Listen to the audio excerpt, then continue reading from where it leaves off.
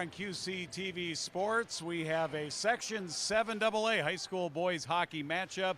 They've played a lot over the years with Duluth East and Andover, the Huskies and the Greyhounds here tonight, Joe. And these teams are familiar with each other, probably not with the records that they want to have at this point, but they've had some close games. Oh, they have. In fact, both teams this year trying to get the juice going on scoring some goals this season, a little low for their averages and expectations for both teams on the season. But who can forget that section championship win? It was 0-0 after the first period, and then they just cut loose, including Cooper Conway with 4 goals in that second goal in the second period. Meanwhile, the Huskies with 5 total. It was an amazing section championship win, 7-2. Yeah, they played last year twice. They could play again twice here in Section 7AA and here in the regular season. Andover trying to make it 3 wins in a row. It's coming up for you. We'll drop the puck next on QCTV Sports. Duluth East and Andover right after this.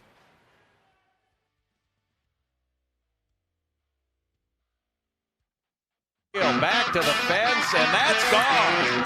There it is. Ace to win the set. It's caught. 20-10 touchdown. This is going to be in the gap. Score! Yes! Score! Go to the deflection. The Andover Huskies win their first state championship.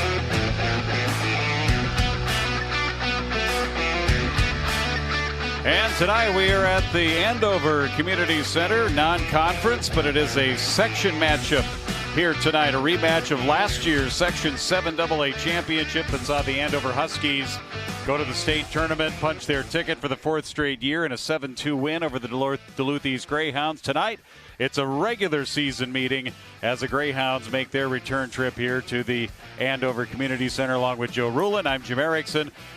First of all, Duluth East, Joe, 2-6-0 on the season, not the record they'd like to have, but they play a tough schedule. They put a lot of miles on the bus, and they've had a number of close games. Well, and if there's one thing that both of these teams are good at is getting players time on the ice, develop, kind of figuring out the gaps to close, and just in time for postseason and potentially another rematch of the section championship. Scoring goals has really been a premium this year for Duluth East. In fact, just 19 goals scored for them this far. Yeah, they're averaging 2.38 goals per game scored, giving up 3.75. That's identical to what the Huskies have been giving up at 3.75. Meanwhile, on the Husky side, they're 4-4-0, Joe. They've won their last 2. They also play a tough schedule. In fact, by the middle of January, based on what Coach Manny sent to us in our pregame prep, he mapped it out. By the middle of January, they will have played the teams number 1 through 9 in the most recent Let's Play Hockey rankings. So they play a tough schedule as well, and both of these teams play tough schedules. Duluth East has been traveling all over the place, coming down to the cities. We mentioned putting a lot of miles on their bus, but that's what you have to do to get to the elite level. And, of course, Andover right now has been to the elite level. Duluth East hasn't gone to state since 2019. They're trying to get back there.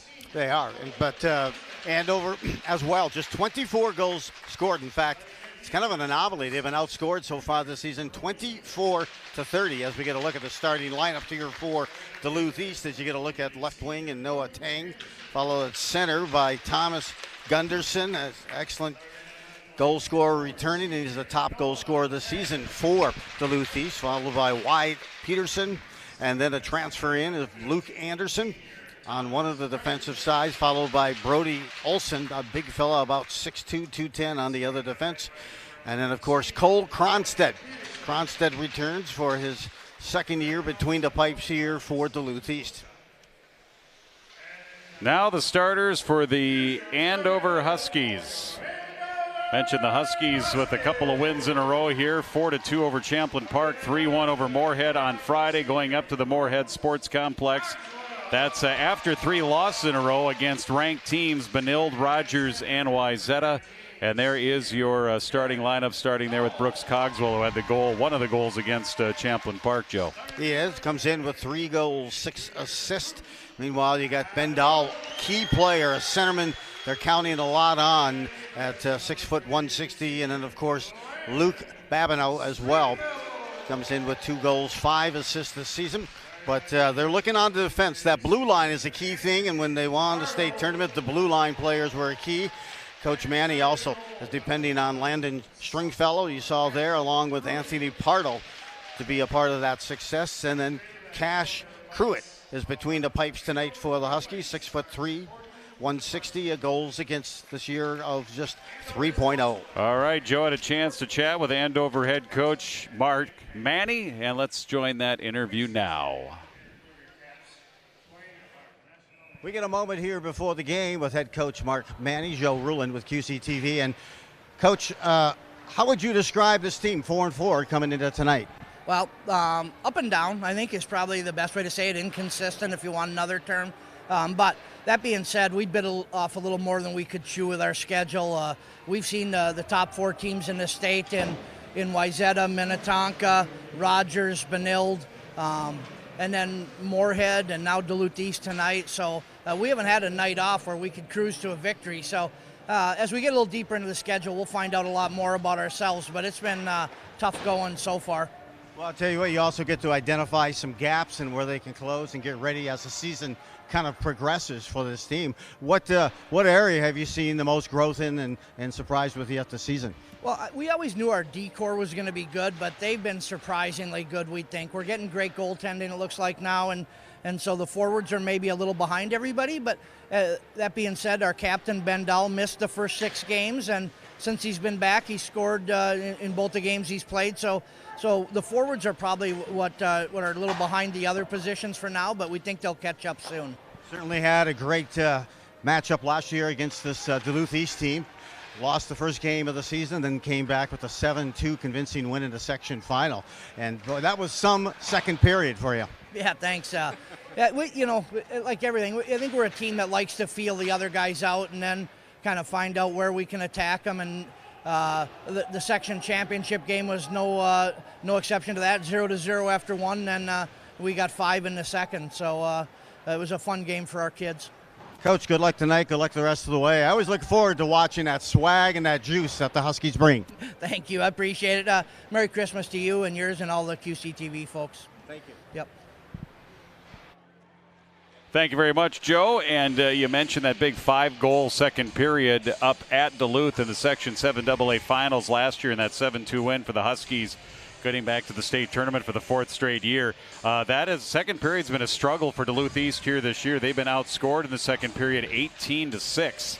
So that kind of carries over in the theme from that game back in February or March in that championship game. As you take a look at both head coaches, Mark Manny, head coach of the Huskies in his 15th year, 243 career wins. And in his 3rd season is Steve Petoja, a Duluth East grad, 1993, a long-time bantam coach in the Duluth program.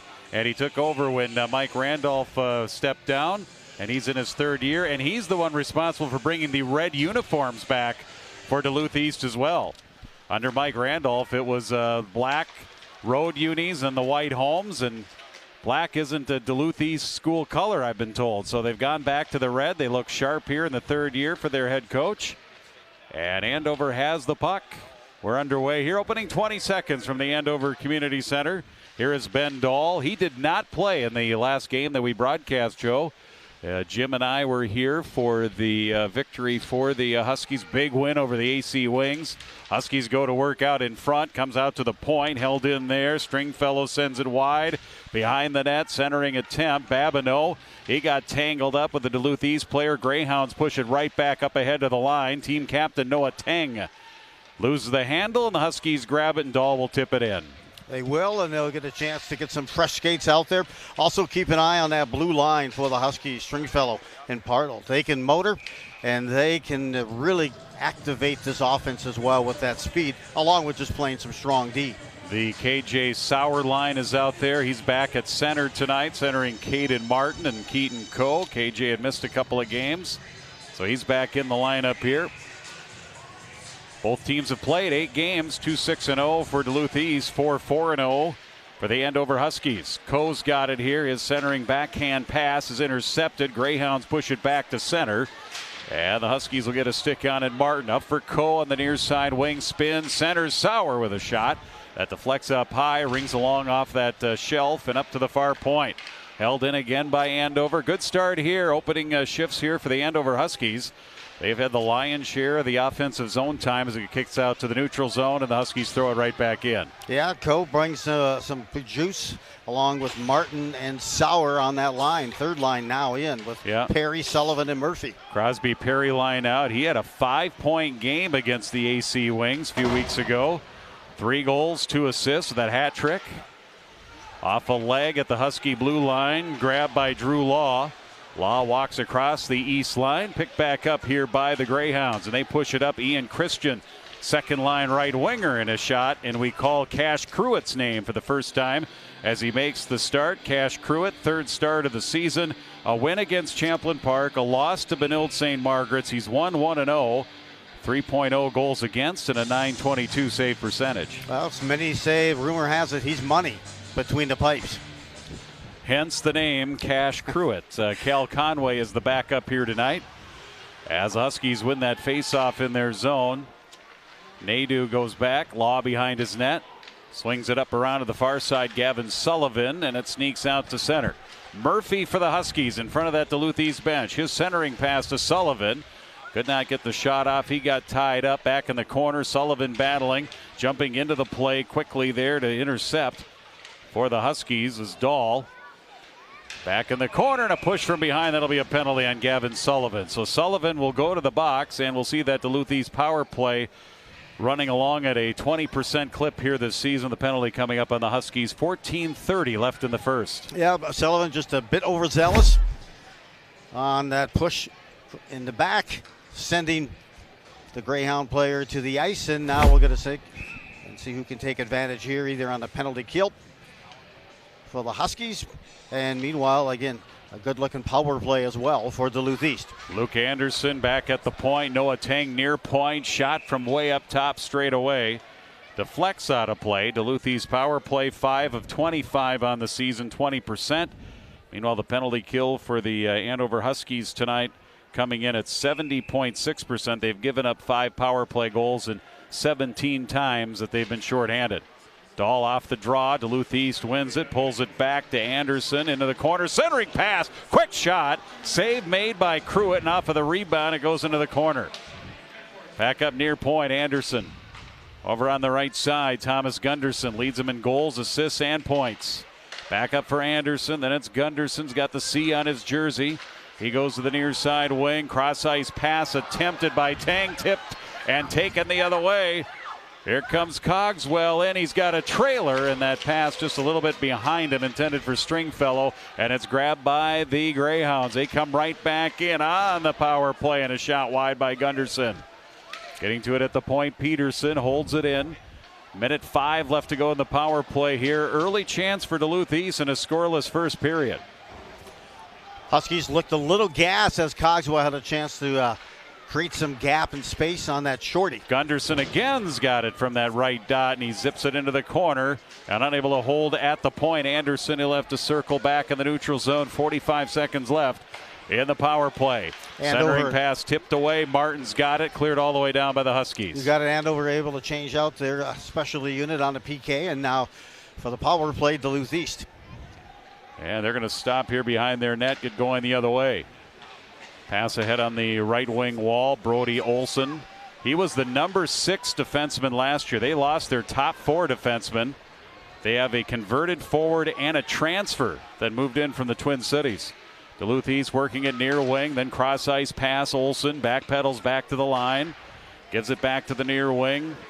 Back up to Olson with a shot. That hit a stick into the corner.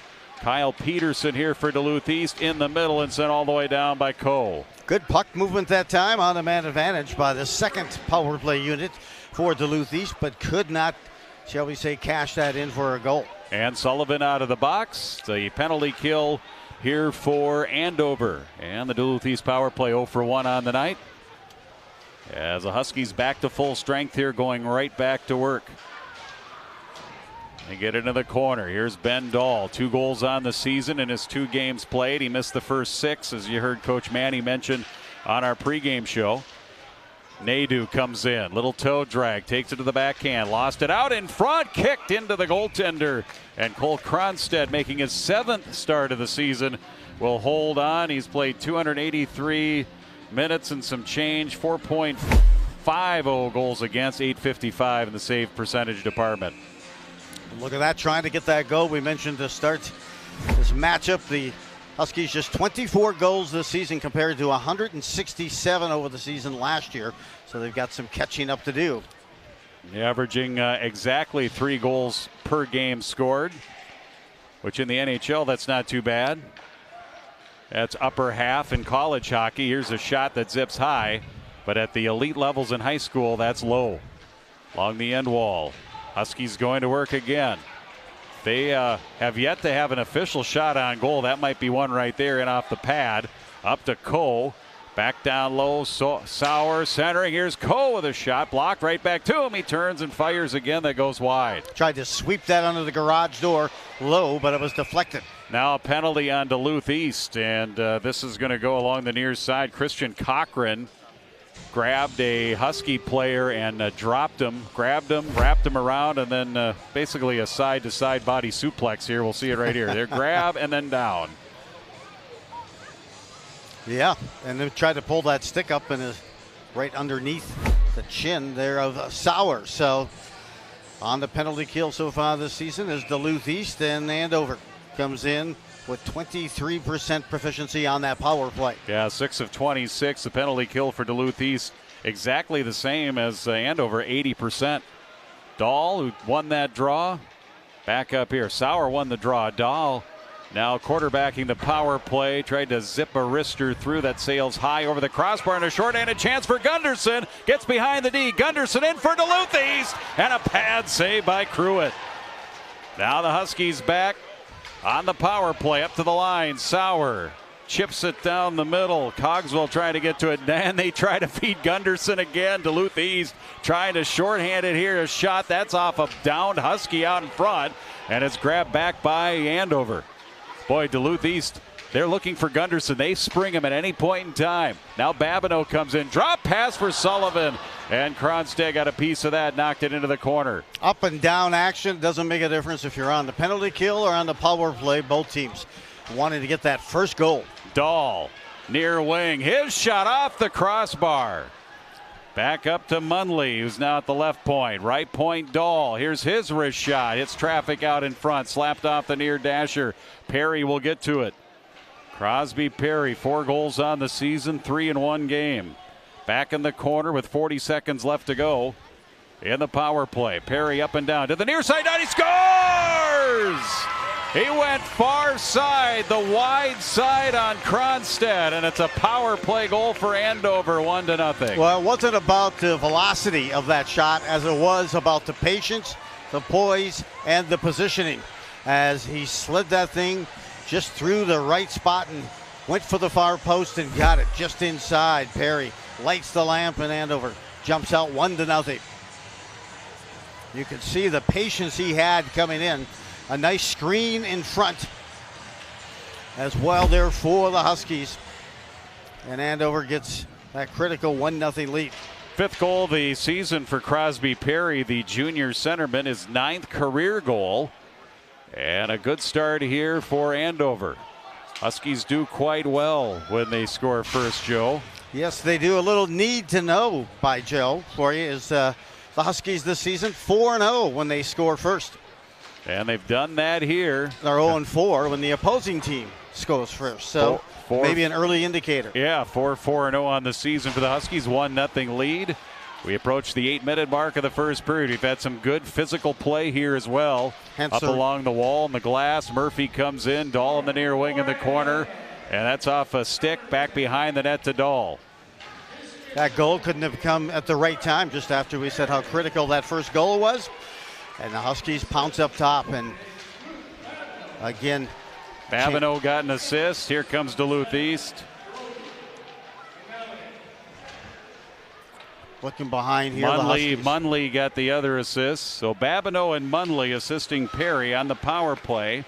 1-0 in favor of Andover as Duluth East goes back, and they'll reset here midway mark of the first period. Long cross ice pass. Duluth East, they like to cherry pick at the blue line. Doesn't matter. 5-on-5, 4-on-5, power play. It just doesn't matter. Gunderson's got it back behind the net. He brings it up to the high slot. Wrist shot blocked. Cogswell got in the way of that. Sauer a little bit behind him. Picked up headman pass Babineau. 2-on-1 at the line if they hurry. Babineau tried to chip it to Cogswell. Down the slot, covered nicely by Olsen. And it's back onto the stick of Cogswell. Sends it through the slot. Back on the left side with a shot by Belisle. Third set of D out there. Mentioned Munley got an assist on that power play goal. And now up high in the air, bouncing off the glass with 7:40 left in the first period. Cogswell skating up top over left side. Belisle, and that's through the top of the crease into the near corner. Rebound back to Munley. You're seeing Sauer out front a lot to that net with that big size body. Really works as a nice deflection. Oh, and it kicked off of Sauer right out in front. A shot deflects high out of play. No, it didn't. It stayed, hit the high glass, and Sauer gets the rebound in the corner up to the point. Munley now carried the other way by Gunderson. Gunderson stick to stick. Peterson. Will Peterson a shot right wing. Easy stick save by Cruitt. Sophomore goaltender. He's 6'3". And it's Coe near side, 1-on-3. Huskies on the change, and then Coe got it back, and a sprawling pad save by Kronstadt. I don't know how he made that save. He Huskies out. right back to work, and from behind the net, Martin tried to wrap it around. Ends up on the near side wall and into the corner. And it's grabbed by Duluth East. Tang rings it around all the way down. That'll be icing. 6:42 left, first period. 1-0. We've had a lot of action, Joe. We have, and not a lot of icing calls at all. They're just trying to step in and work it by. It was Coe, but a beautiful save by Kronstadt. Again, Kronstadt was the goalie last year in the section final for Duluth East. Puck all the way back. Stringfellow tracking it back here for the Huskies. One of their assistant captains pushed out to center. Back to the blue line here for Duluth East. Christian Cochran into the Husky zone. Grabbed by Murphy. Murphy has it red line, blue line. Little poke check there. Perry comes down to help. Perry scored the goal here this period. 7:17 power play. His 5th of the season. Greyhounds had it, lost it. Back after it is a centerman, Luke Rose, on that third line here for Duluth East. Olick, Rose, and Antela. Up the wall, Law can't hold it in. Got a little poke on it back towards the Duluth East line. Murphy got bumped. Picked off again by Rose. Cross ice, Huskies will retrieve.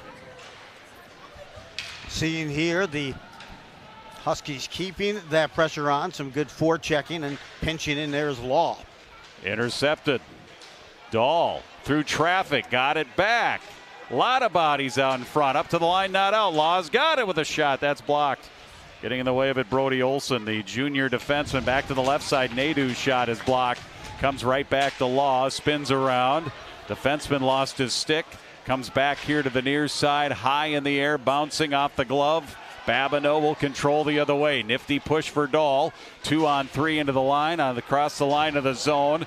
And it goes up back behind the net. Babineau lost his balance, went back first into that end wall, comes back out to center. Teams fight for it in the center in the neutral zone. Picked up through center and into the Andover side of the things. And it's Lundell. Well, Huskies now with it. Dahl.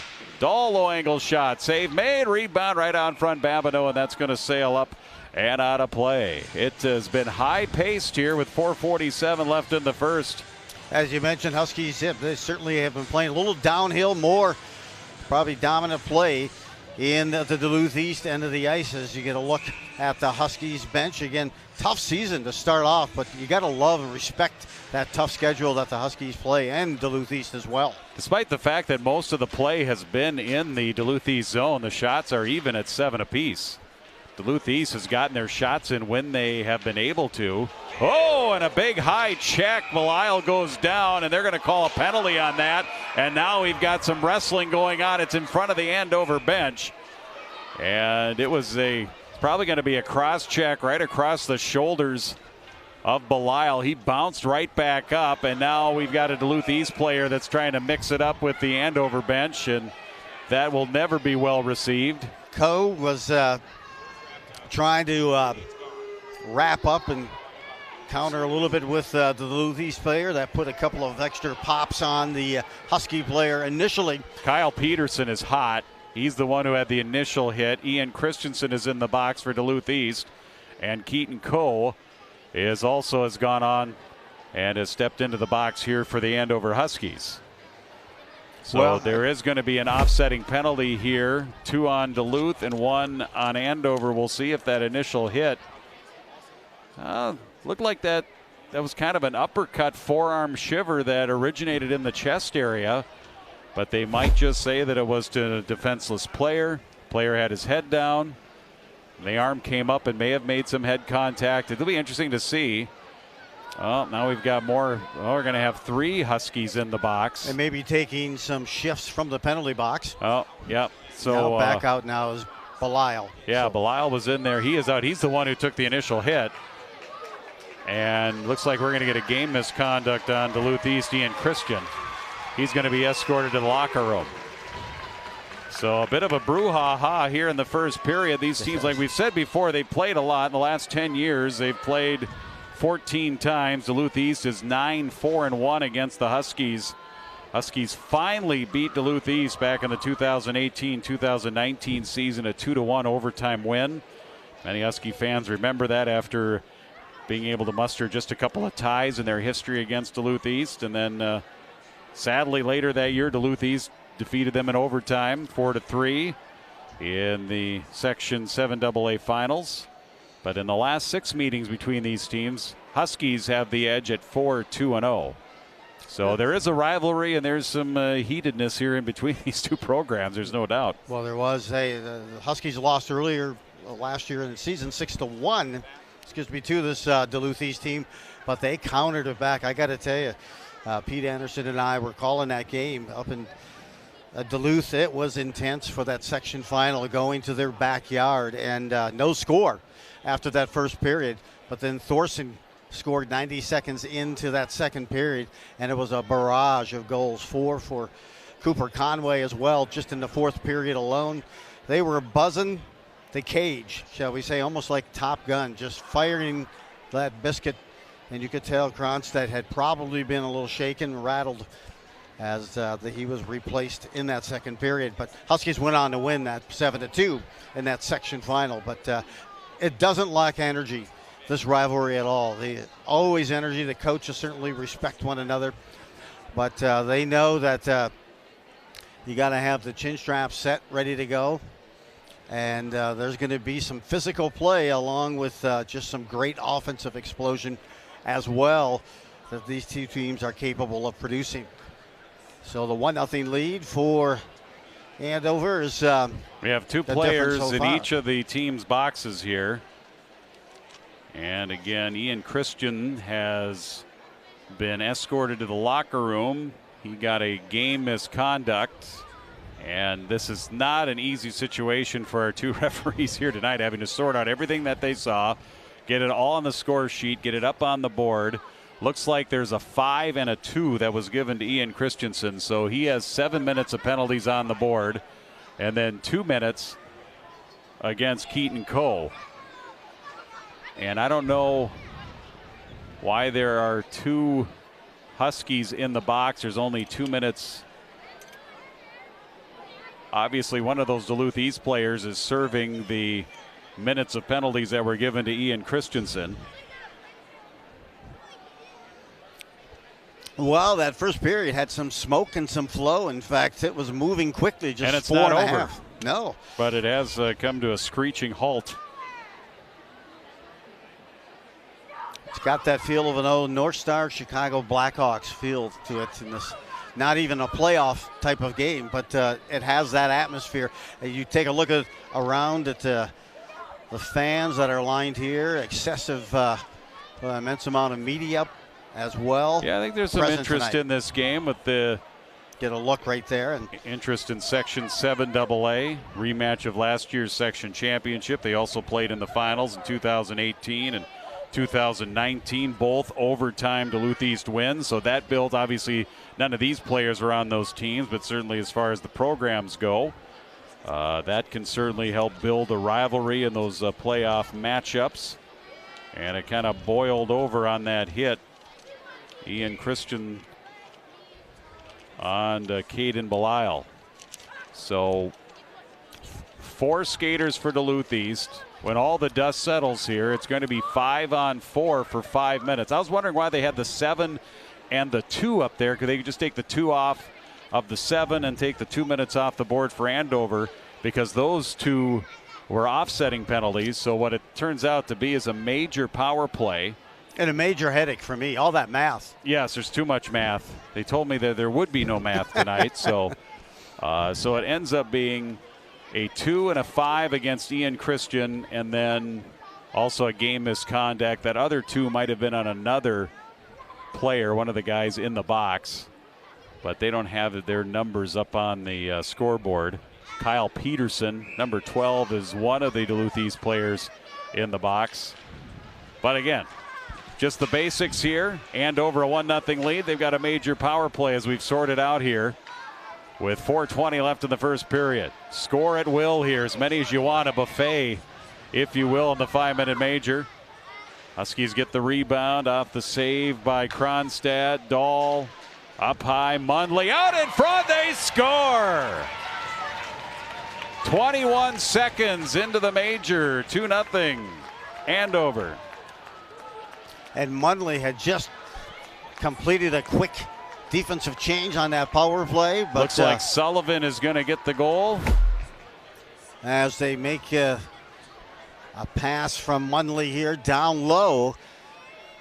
Cogswell took that shot. And that's who I think will I think it was off of Sullivan out in front. That would be Sullivan's first of the season. Let's see what they call. Sullivan was the first one over the bench. Oh, they're announcing the penalties. We're going to get the penalties announced here before the goals. Time of the goal, 12:50. If it is Sullivan, it's his first of the season. And the draw will be near side defensive draw here. Andover continuing, of course, a major power play. Sauer got a 2-minute for roughing. So you're scoring that goal early on this major does nothing but build that much more momentum. So many times you kind of you feel more pressure to kind of produce something. Well, that too, the longer it goes.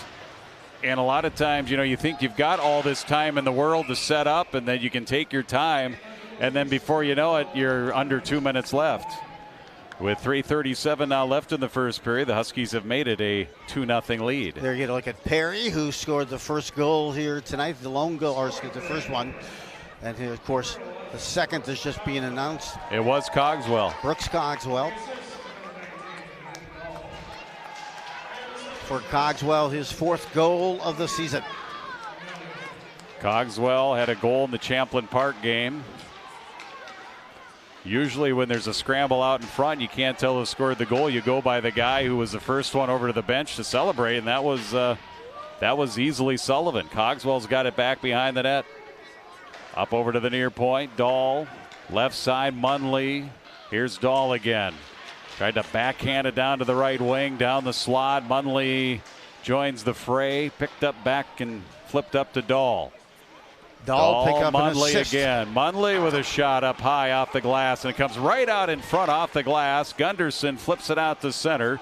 Swatted down by Mundley's glove. Now Gunderson jumps in with the interception, comes in short-handed, and sends it wide of the net. Picked off. Mundley's got it here for Andover. Pruitt has come up big. Several good shorty attempts here early for Duluth East. Yeah, like I said, they are not shy about attacking shorthanded, especially when Gunderson, when 15 is out on the ice, they like to throw him down ice and try and find him on a long Hail Mary pass. Dahl's shot whistles off the glass into the corner. Sullivan keeps it alive. Up high, Babineau. Dahl back left side. Law's shot that hits bodies. We near 2 minutes left to go in the first period. 2.5 left in the major. Huskies would like to get another one if they can. A Cogswell shot deflected, floats high, stays in play. Behind the net, Sullivan, near side, flipped up by Cogswell, up to Law, back down left side. Babineau a shot, point blank, good positioning, and kicked out of there. Back with the rebound in the corner, Babineau. And they're going to whistle and stop this play because the net was knocked loose. Cogswell ended up in the net, and he knocked it loose. Hey, some good tape-to-tape passing, good puck movement on this major for the Huskies, as you can see them rotating that around the perimeter, then taking some timely opportunities and then making a deposit of the Huskies player into the net. Cogswell didn't expect to be there. 2:13 left in the major power play. Another face-off win here for the Huskies. Murphy played it up high, wrist shot from the point. Pardo right in on the money, and Kronstadt pulls those pads together and holds on. 2:05 left in the major. 2-0 Huskies. Good look here. Drop back here. Shot just inside the blue line. Pardo looking for the loose change, but none to be had. Kronstadt had gobbled that up. Huskies get after the puck here on the offensive zone face-off. Gain control. Perry. Law.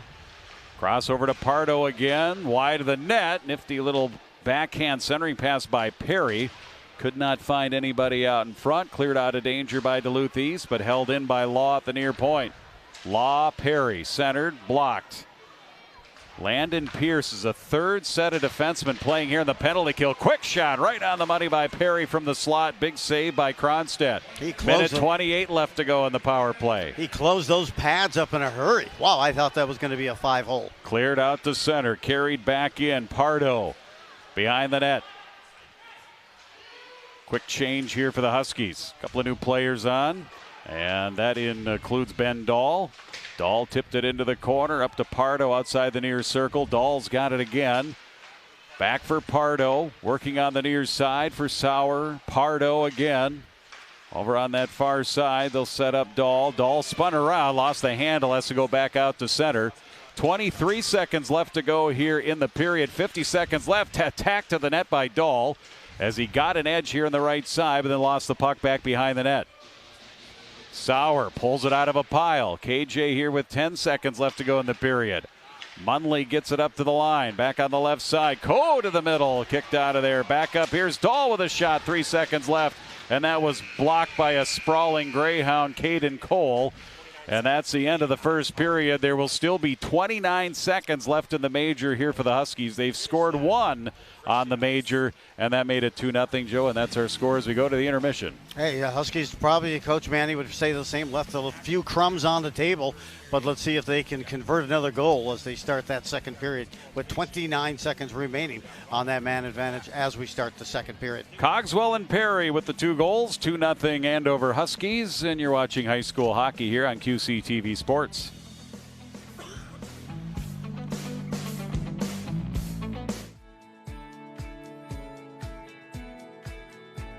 My name is Jess. I own Muddy Paws Doggy Daycare here in Andover. So we do overnight boarding and daycare, and then we also do some light grooming, just baths, nail trims, that kind of stuff. All of the dogs that board with us get to spend their entire day in daycare. They're not kenneled throughout the day. We give breaks and naps and stuff as needed, but for the most part, everybody hangs out in our play area all day long. And then we also, with our daycare program, owners can drop their dogs off and pick them up later in the day, if they are working or have a busy day or, whatever's going on. They just need a break from their dog if they're working from home, which happens sometimes. So yeah, so they hang out, they play. We have a large indoor area, large outdoor area. They're supervised 100% of the time while they're in playtime, and they just get a lot of exercise and socialization, and yeah.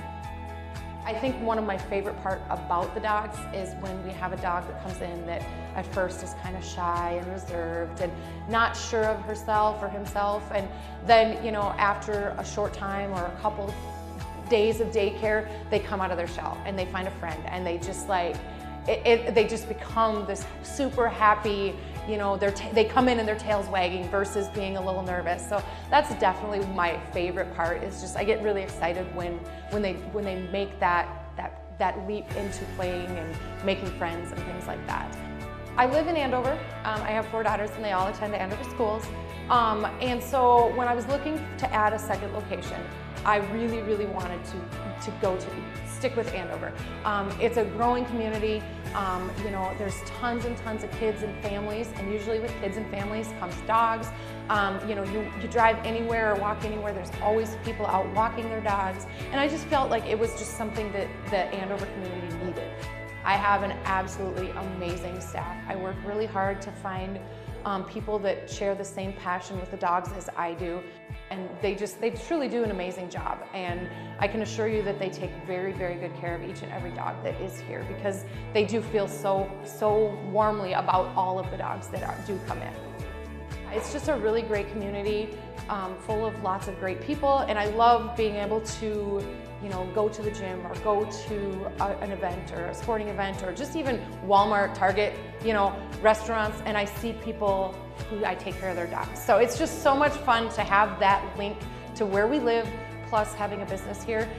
It just pulls it all together, and I mean, I'm constantly like meeting people that I know, and then they bring their dog here and they're like, oh my gosh, you own this place? It's like, oh yeah. So it's just a fun connection between the community I live in and families and their pets and things like that.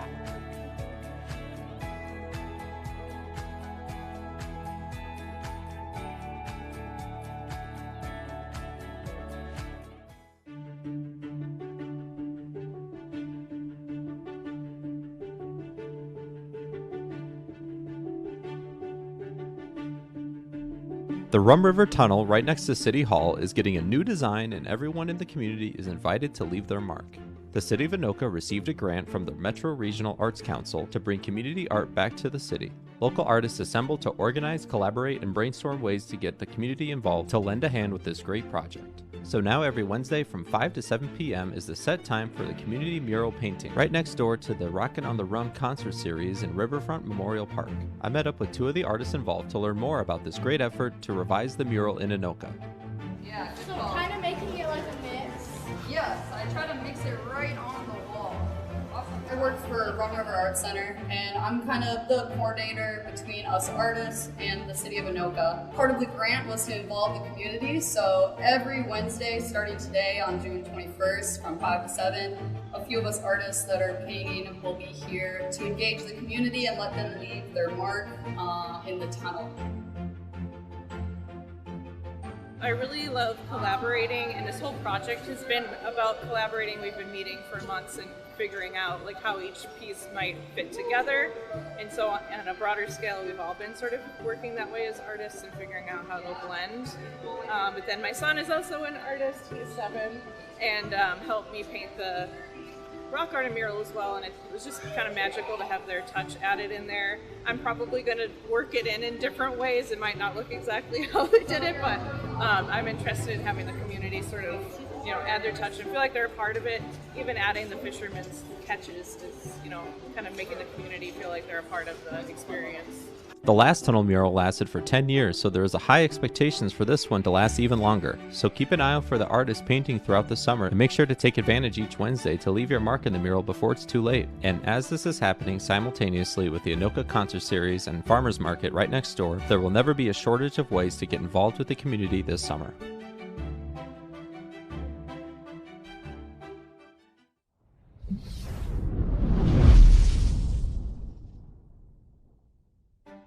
Hi there, I'm Cameron Kaitonen, City of Andover Natural Resources Technician. I'm here to talk about the Nature Preserve Commission, formerly known as the Open Space Advisory Commission, which is an advisory board to the City Council. This group is primarily tasked with management and maintenance decisions of the 4 nature preserves in the City of Andover. This group was originally formed in 2006 to help decide what properties to purchase after the approved $2 million bond referendum that same year. After that referendum went through, the group helped to decide on 4 preserves that were purchased. The group is also tasked with looking at potential funding options for potentially buying new land in the city. The group generally meets quarterly on the 2nd Wednesday of the month at around 6 p.m. So beginning in November, December, we will be looking for new members to the group. There will be information in the November, December edition of the city newsletter, which will outline the application process and instructions for if you are interested in applying. So if you are interested in the outdoors, interested in being a part of the community and working along with the city of Andover, and also would like to meet new people, this might be a great opportunity for you.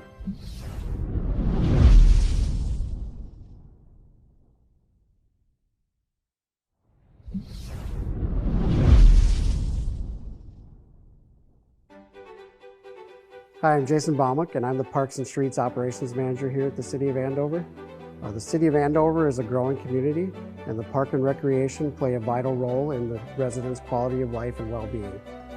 Resident volunteers serving on the Park and Recreation Commission have been an invaluable asset in growing our park system to over 67 city parks with 32 miles of trail connecting them all together. Most recently, the Commission has been responding to residential development within the city by planning for neighborhood parks and advising the City Council on other related topics such as park improvements and recreation. The Commission also promotes recreational programming within Andover's parks by working with the youth athletic associations to provide excellent facilities for games, practices, and tournaments, and events such as hosting movies in the park. If you are interested in serving on the Park and Recreation Commission, please fill out an advisory commission application form available on the City of Andover website. Applicants should have an interest in public policies, a willingness to learn, and good problem solving and communication skills. Meetings are held the first and third Thursdays of every month at 6 p.m. in the council chambers here at Andover City Hall. So feel free to stop into a Park and Recreation meeting to see what it's all about.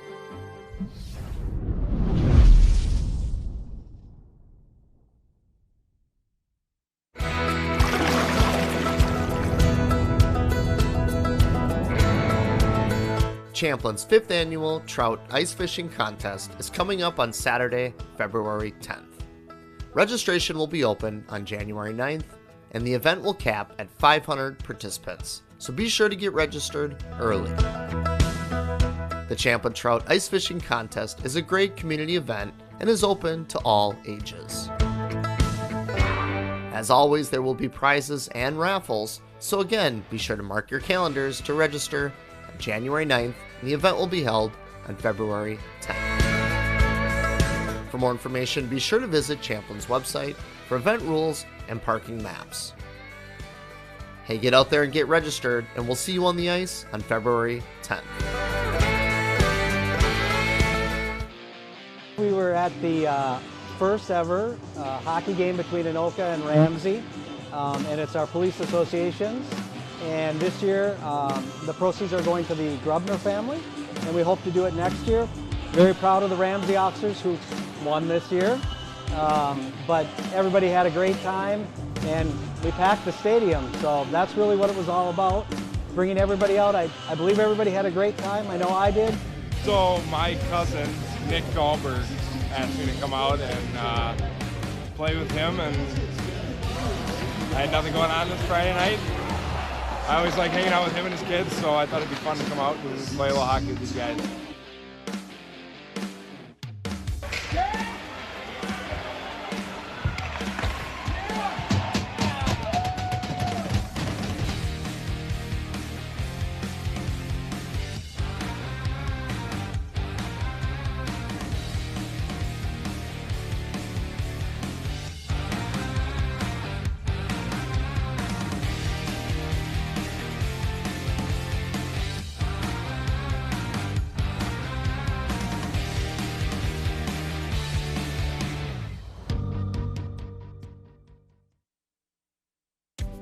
I think the old saying goes, Grandma had it, Mom threw it away, and I bought it back. That happens almost every day in here. Amori Antiques, located in the heart of downtown Anoka on 2nd Avenue between Main and Jackson. We've been open for nearly 30 years. It'll be 30 years in 2024. We're kind of already counting down to our anniversary celebration. Looking forward to that. We've got 60 different dealers in here between floor dealers and shelf dealers, and it's just a wide variety of stuff. You never really know what you'll find when you come in here. Everything from antiques, those primitives, you know, those little house in the prairie type kind of things, to Funko Pops. I mean, we even have some Funko Pops in here because they're very collectible.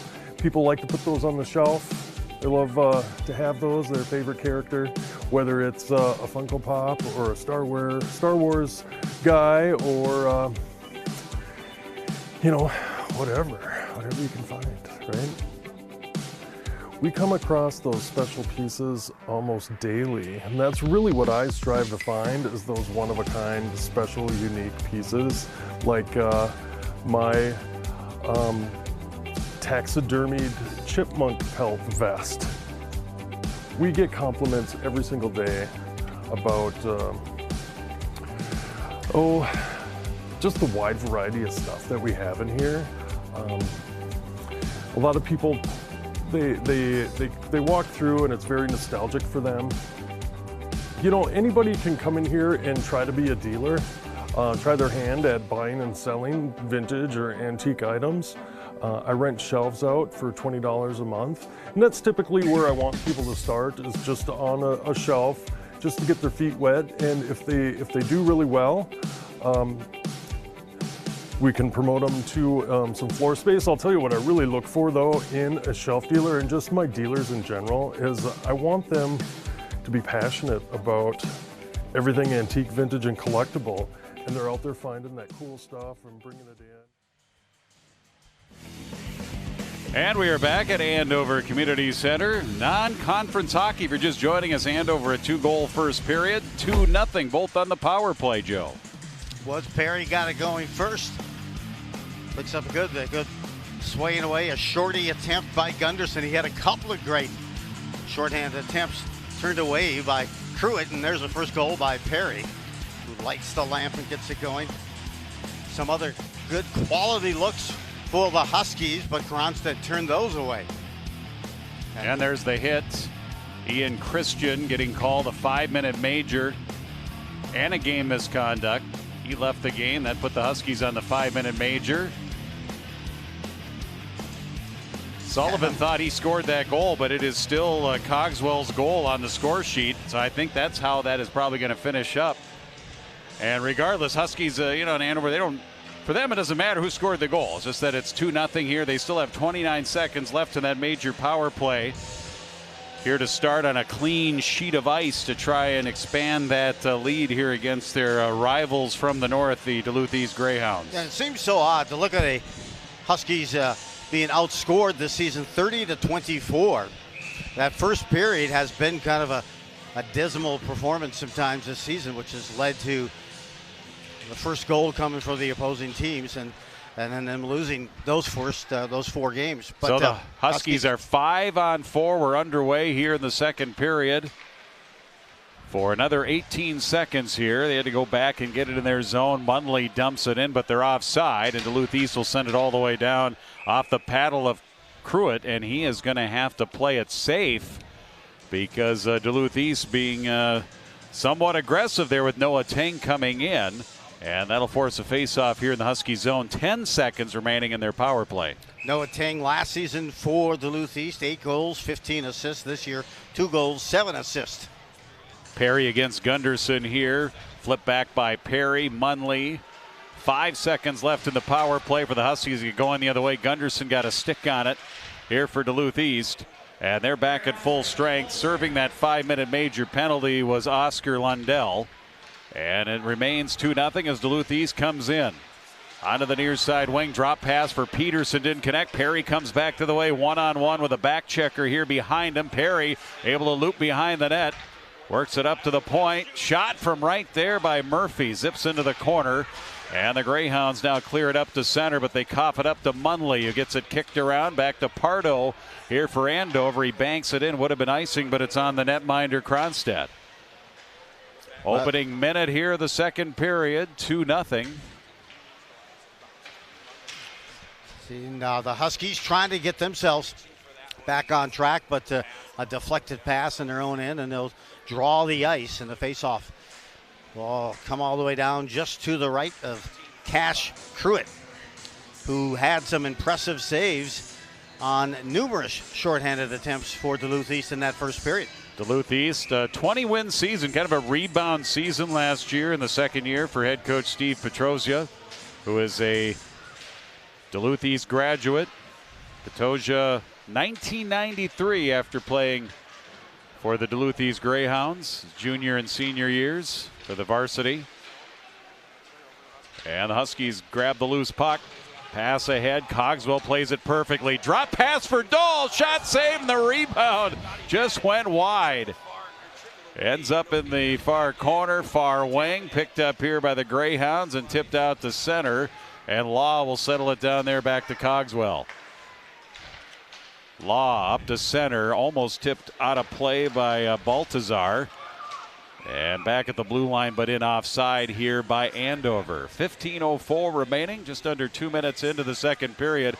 Shots are 13-8 in favor of the Huskies. See Babineau there. I thought Babineau was going to get a nice rebound. He was certainly ready for that rebound, but it came off the pads and found its way to the corner.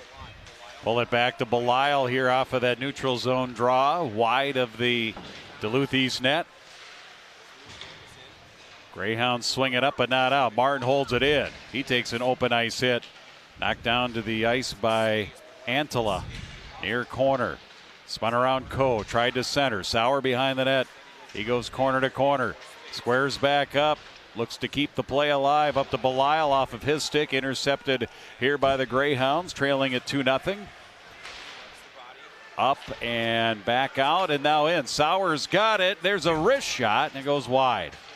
Had a back checker, got a piece of his stick. Belisle ends up with a puck, and he'll bounce it right back in. Duluth East, just the 2 wins on the season. They beat Bemidji 4-0. They defeated Forest Lake 5-3. They've lost their last 2 games to Holy Family and Eden Prairie. They had not played since December 9th. Tonight's game 10 days ago, last time they played. They were supposed to play Centennial down Lino Lakes at Centennial Sports Arena last week, but they had ice issues at the Centennial Sports Arena and had to cancel that game.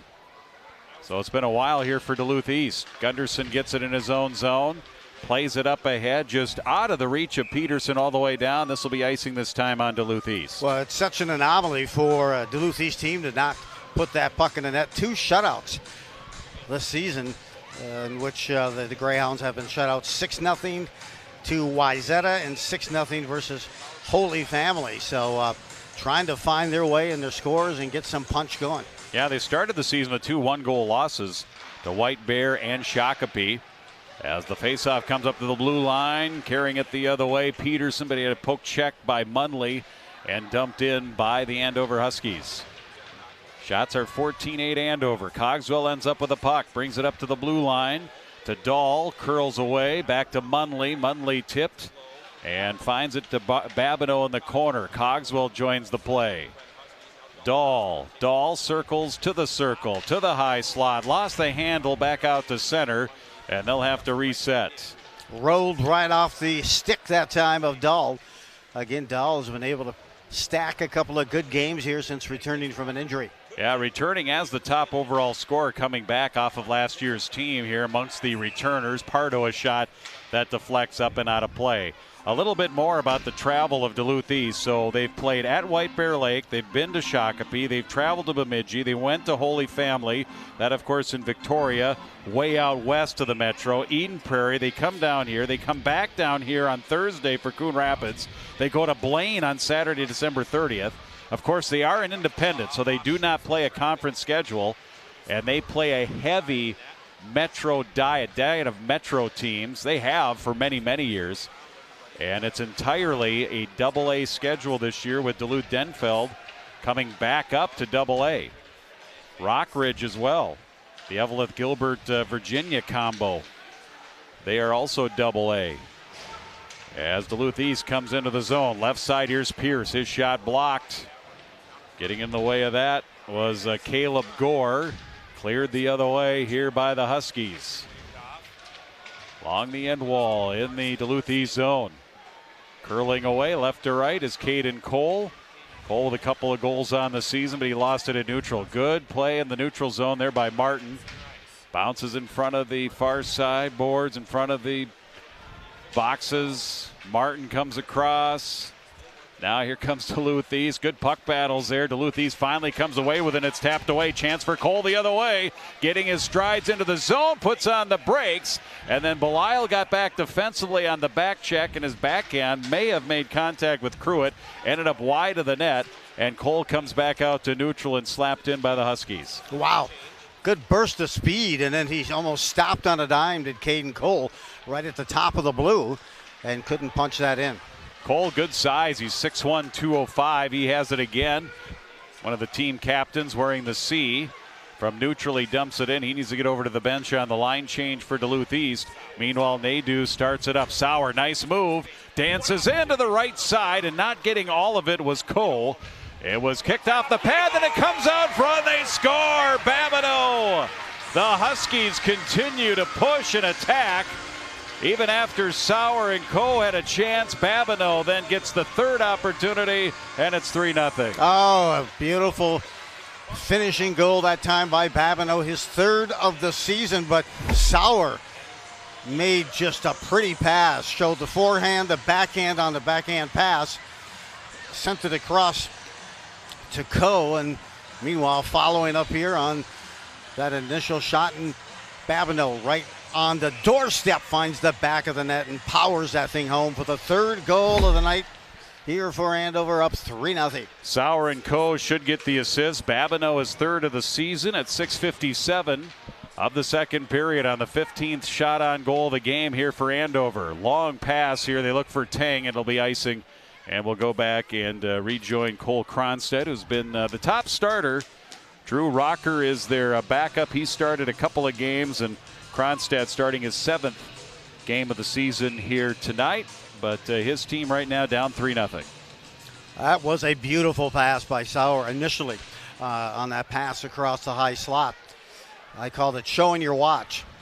The front and the back, bam. And then there for the rebound and a put away, Babineau. Yeah, Cole kept that puck. I mean, he had a great chance at it. Absolutely. And Cronstead made the save. But like we said before, Babineau kept with it, followed the play. You don't go where the puck is, you go where the puck is going to be. And that's exactly what Babineau did, and it came to him out front. So 3-0 Huskies. Duluth East trying to get something going here. They'll have to go back to their blue line. Babineau with that active stick. Gets a poke on it into the corner, and he ends up with a puck. From behind the net is center and pass up the slot. Comes to Law with a shot that ends up wide. Up the near side wing. Law again high in the air. Duluth East will work it up and down the near side wing. Cole makes a move at his line through the center circle. Comes across all alone with a shot that sails high.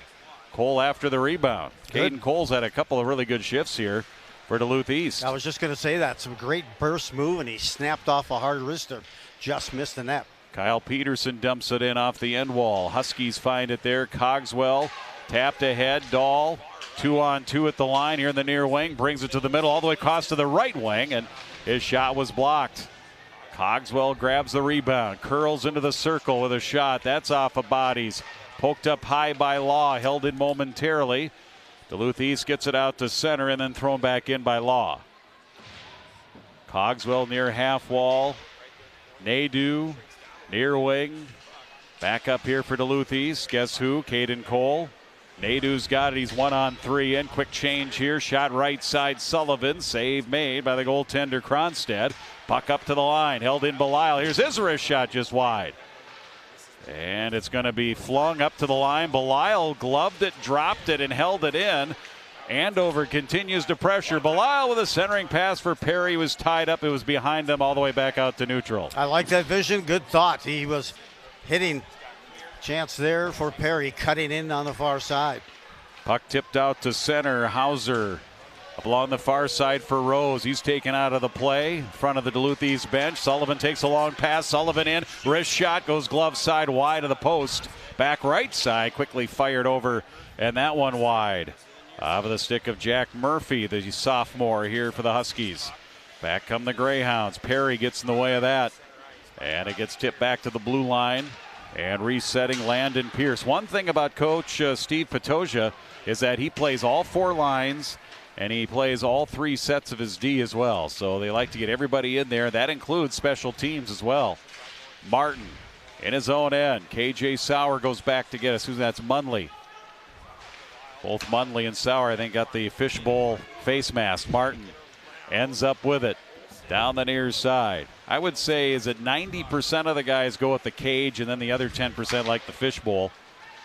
It's a matter of preference. Centers for Gunderson. Gunderson stick handling, lost it, intercepted Munley.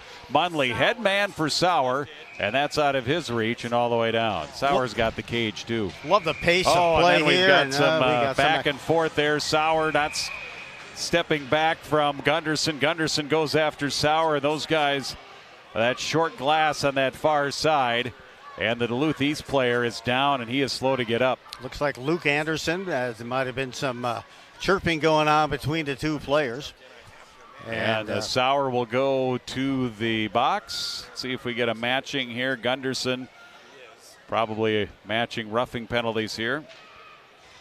I don't know if there was enough on one end or the other for there to be an extra 2 that would result in a power play here. Gunderson and Sauer talking back and forth from the 2 penalty boxes. But the game here in that second period as well, a lot of good flow, good speed, good pace to the game. And it'll slow here for just a moment as they sort out the penalties. We'll see it here again. Yeah, they were just talking back and forth, and Sauer gave him a pretty good shove there. Then Gunderson came in. And you mentioned Luke Anderson was the one, and he's down on the ice. And then Gunderson came in to go up against the much bigger KJ Sauer, 6'3", 175. And it looks like there is going to be an extra penalty here. 2 Huskies are going to go to the box. Might be a 5 on Sauer. And Anderson, not a small player by any stretch of the imagination. 5'11", 185, a transfer, as you mentioned, Jim, from Chaska. Joins this Greyhounds team. Another situation where our official here tonight and our referee will have to sort out. So he's making the calls here. Sounds like an unsportsmanlike. He just signaled unsportsmanlike conduct. Yep, second player already in that gate. So serving that. 1 player in the box for Duluth East, 2 for Andover. And it's going to end up being a power play here for Duluth East. It's their second of the night. They're 0 for 1. And a chance for them to get on the board, but they can't hold the zone. Cleared all the way down by the Huskies. Kronstadt will play it around. Huskies 2 at first. They bring it out of the zone. Cogswell circling along that line, comes up to the center circle. Picked back up here by Duluth East. Duluth East on the power play. Minute 30 left to their man advantage. Stick handling into the zone. Peterson puts on the brakes. Left wing, right wing. Saucered over to Olsen. Out in the middle. High in the air off a deflection. Still after it is Peterson. Sends it into the near corner. Pardo tried to hammer it out near side. Good job pinching Olsen there at the wall to hold it in. Law going in after it along with Antala here for Duluth East. And it's cleared, and a long play here for Cogswell. He's got it short-handed, and near side he goes wide. Went blocker's side. Dahl's got the rebound. Huskies continue here, short-handed attacking. 6:20 left second period. 50 seconds left power play. Huskies have had the puck for a longer time here on their penalty kill. Hey, how many short-handed goals does Andover have this year? None. None. How many did they have last year? They were double 14. digits, yeah. 14. Duluth East now on the attack into the corner. Grabbed there by Cole. Goes over here to Anderson. Back to the left wing. Out in front. Flashing open was Rose. Couldn't get his stick on the backside. Cogswell has got to be just about chucked. Another shot by Tang on the left side that deflects. 18 seconds left in the power play. Shot kicked around. Big pad save by Pruitt. Made his move as he migrated to the left. Made a big save.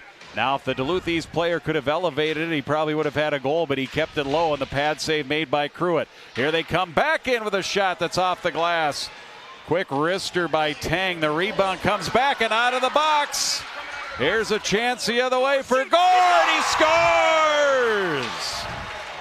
Out of the box, serving the 2, and Gore gets the goal. Caleb Gore, his first goal, and it's 4-0. How about that? First career goal, and boy, did he get some pep and juice coming off that penalty box. And he just put this one top shelf with the peanut butter on this opportunity. Beautiful, almost like a toe skate save there on one end by Pruitt, and making a deposit just under the crossbar and knocking the bottle up is Gore. That's his first career goal, and timing is everything coming out of the box. How about that for number 21, Caleb Gore, a senior, fourth liner here for the Andover Huskies. and he scores his first career goal in his 10th career game. So they put him in there to serve the extra 2, and ends up with a breakaway, and he goes up high, bar down, to make it 4-0. That's about keeping that mindset as an opportunity and positive after you're sent from the bench to go over and serve a penalty. He was certainly ready to go. Good hands, the readiness, and he put that puck just perfectly under that crossbar. That's a great call there by Coach Mark Manny as well. You know, a lot of times that player would just step out of the box, turn to his right, as here come the Huskies back, and Murphy right down the slot. And the save by Cronstedt, kicked it out with the left pad. Back to Cole in the corner, but a lot of times those guys serving that penalty, he would just step off the ice, step to the right, and step over the boards, and would be replaced. But Gore joined the play right out of the box. And that was a great call for Gore to get his first career goal. Sullivan near side, spinning around. Perry was in there, comes out of that pile, picked off the other way, and Duluth East still can't clear. Huskies have done a nice job here on the forecheck. Andover doing some serious puck hunting here in the second. Sullivan, Perry on the pass to Sullivan, back in the corner. Murphy is shot, gloved, and held on to. Cronstedt will force the faceoff. We're in the second period. Huskies led 2-0 after one. They've added a couple of goals here in period 2, making it 4-0. I was going to wait and see if we got an assist on Cruitt on that goal after he got the toe of the skate to make that save. See if it was clean to a defender. Well, I nominate you to make the run over to the score box and see what they gave on that one. As here comes Duluth East, Tang into the zone. Up to the near side wall. Edgerton is a senior defenseman on the third set of D here for Duluth East. Andover trying to win for the 5th time in the last 7 games against Duluth East. Babineau, center circle. Dahl brings it across the line. They're onside. Outside the near circle. Slapped it towards the net. Deflected high. Booted out of the zone there by Duluth East. Didn't quite make it to Gunderson. Gunderson always looking to attack. He's got it now. 1-on-1 with a shot through the screen of Pardo. Ends up wide in the corner. And the rebound all the way back out to Cogswell, who comes across the line. Cogswell far wing. Drop pass. Kick save by Cronstedt. Rebound here. And pushed ahead by Duluth East Tang. Gunderson's got it. Nice move to the line to the middle. And meandering his way through the Andover coverage. Sends it off the blocker of Cruitt. Love that waffle pad. Cogswell's got the lead pass. He skates to the middle. Back door down the left wing. Babineau behind the net. Babineau's got a body on him. That's Olsen. Babineau bumped there. Gets it back into the corner. Getting spun around. The Huskies trying to keep the puck alive. They do. Up to the line. Across the line. Nadeau held it in. Nadeau on the near wing. And his little dump in ends up around to the corner. Gorowski's out on that ice right now. Playing down low with a centering pass. And Gore with a bid for number 2 on the career. Gore's feeling it. Yeah, Gore from Gorowski. This 4th line buzzing here on this shift. Gore. The other winger on this 4th line is Dylan Larson, the sophomore, 5'10", 165 pounds. He battles in the corner for the puck. And it ends up free along the end line, and Duluth East will zip it down. That is an icing here on Duluth East with 1:24 remaining in the second. I enjoy watching the pace, the quickness, the proficiency of the play. And you don't see a lot of icings. And I think this is the ring that Jim Erickson wore tonight to the game. Actually, yes. Although I was not on the Huskies state championship team. That's some serious ring bling, and that's from Weston Knox. We got a picture of it before the game. His way back tonight this weekend. That's fabulous. That's a beautiful piece of jewelry. If we can catch him here, we'd bring him in for the 3rd period and speak a couple of minutes as he's in Minot playing in that NAHL. Wyatt Peterson zips one high and wide. Rebound back near corner.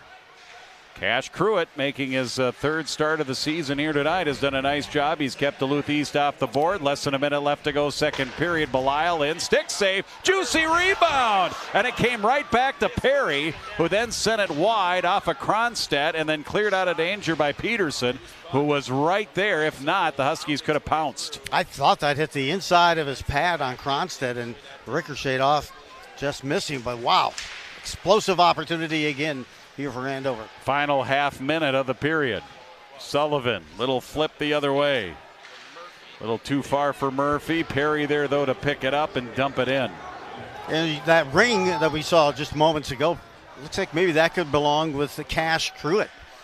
Would be kind of his style, maybe.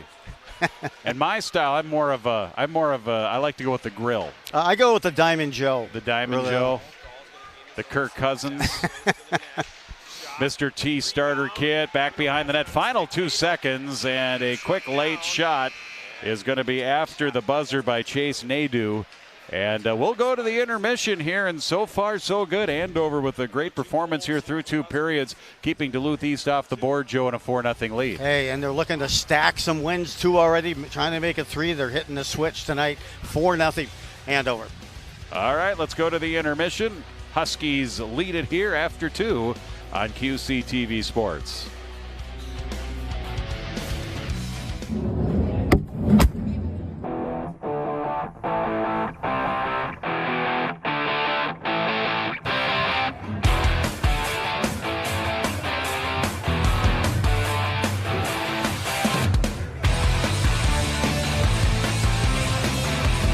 I'm Steve Lamser with Central Minnesota Cornhole. We're based out of St. Cloud, Minnesota. We've been putting this state tournament on this is our 5th year now. And this is 2023 is the biggest state tournament we've had. Yesterday we had 306 singles, battling it out for a $1,500 prize for first. Split into several brackets. We pay out way down in the field, so any competition level can come to the state tournament and have a possible chance to win some money. And today we have 196 doubles teams, which is the best turnout we've ever had in the history of the Minnesota State Cornhole Tournament.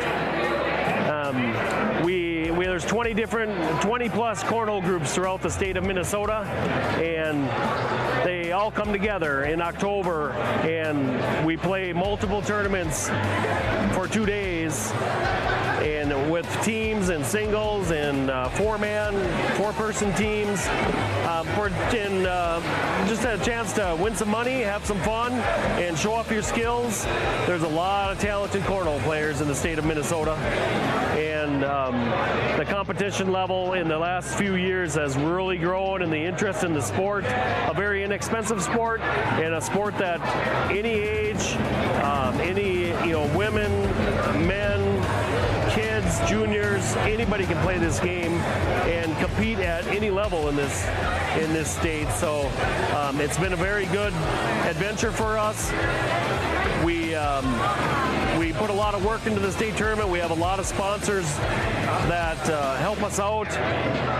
We have a title sponsor this year, Allstate Insurance, who really provided a lot of support for us, which helps give our money back, the entry fees from the players, all back. We pay out 100% of the entry fees back to the players. And we want the players to enjoy this sport and come here and just have some fun.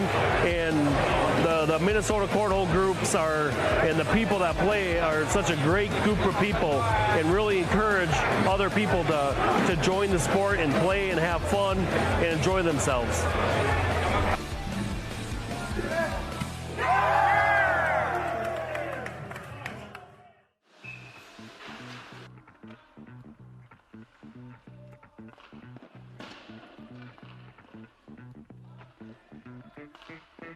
Logan Sivak. I am the varsity girls head coach here at Anoka High School. You know, with this team, we have a fairly young team. We only have 3 seniors this year playing varsity. We're very junior heavy, and a lot of those juniors have been able to start since their freshman year, so they're bringing a lot of experience. And I think that experience that they're bringing is just really something that's going to help our younger girls that got into the program this year develop. So we have a very close-knit group that I think just is really going to be able to trust and feed off each other as we get into the season. We had a couple of key seniors departure this year, but 2 of our highest scorers are returning this season, which is awesome. And then we have a senior goalie this year. She's been able to start for the last 2 seasons, and she's really looking to make a big impact her senior year. And then we're lucky that we also have a junior goalie that can fill in for her as well, that also plays stellar, and we're just feeling really good on the back end. And if we can put some pucks in the net with our returners, we're feeling pretty confident about this year. So this year I'm so excited just to create a better bond with the teammates. It is my last season, so I'm just excited just to spend these times with them and kind of cherish every moment that I have with them and just kind of creating a good community around the locker room and the team. I'm hoping to leave the team with just a bunch of good energy, knowing that I'll be watching them next year, just kind of keeping the motivation going throughout the season. And then just kind of keeping the love for the game. It does get hard throughout the winter, but just trying to keep up the good energy going. I think a personal goal of mine was just trying to be a good role model for the teammates, especially for the freshmen coming up. I want them to know that they have a person to look towards to, and yeah.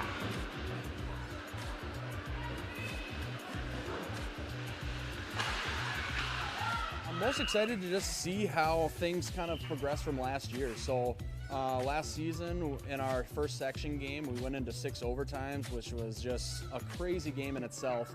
But I think just the way that we finished out that year and everything that we put into it, you can kind of just feel a different buzz this year with the girls kind of feeling like, you know, after that, they just are really able to compete and ready to go. I think that they feel like there's some unfinished business, and so they're really excited to get things going this year.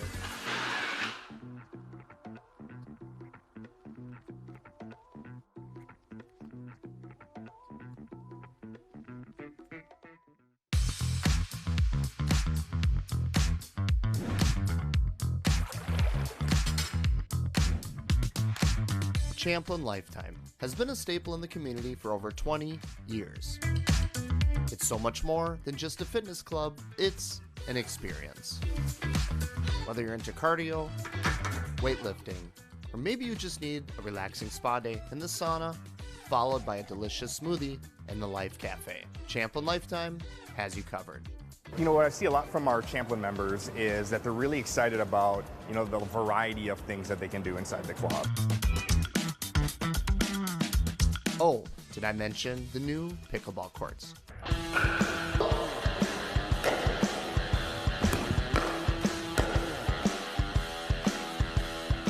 Obviously, pickleball is one of the fastest growing sports in the world right now. We want to bring amenities and programs to our clubs, and we added 3 pickleball courts in there so we can have a better pickleball program for our Champlin residents around here. Obviously, we have what's called open play time. This is where you sign up, you go to the court, and it's just like playing pickup basketball or pickup pickleball that you do at a park in the area here. For people who've never played pickleball before, we also have introduction to pickleball classes, right? So you can learn the rules, learn the scoring, learn how to hit the ball, the different types of shots that you can hit with our pickleball pro, Brad, who's an amazing coach. So I'd recommend anybody checking that out. We have leagues available for our members. We have clinics. We have one-on-one lessons. So all of this is open to all of our members, right? And to do that, to know what the pickleball schedule is, what's going on, when it's going on, download the Lifetime app and log in, go to the pickleball portion of the app, and you can schedule time to be in the pickleball court. So now whether it's free or fee-based, you do need to have a reservation because to preserve the experience out there, we can only have so many people out there at a time. When you talk on the fitness floor, obviously we have state-of-the-art equipment. We have swimming by the pool here, lap swim. We also have basketball. We also have a basketball court that for families, right? We have our child center. We have what's called Parents Night Out. So it's a couple Saturdays a month where you can drop your kids off in the evening and you and your spouse or whoever can go Go grab dinner, go to a movie, go grocery shopping, just get some time away from the kids, right? As a father of 3, I can appreciate that as well. We offer birthday parties. If you want to have your birthday party here, we have pool parties or gym parties that you can get involved with. And we also have family swim. You know, it's getting to be cold out here in Minnesota. Bring your kids up here and you can do family swim as a family and have a great time there. You know, if you're watching this and you want to see what it's all about, I recommend come on down to the club, right? We do tours all day long. You can sign up online, you can sign up in club. There's no pressure, right? Come check it out, see what you think, and you know, we'll answer any questions you have, and hopefully you'll love it and have a great experience here. And with the cold season approaching, now is the perfect time to sign up or return.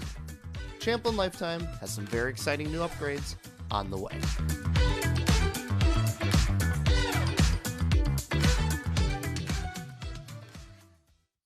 'Twas the morning after snowfall before the plows arrived. Not a person was out, they all stayed inside.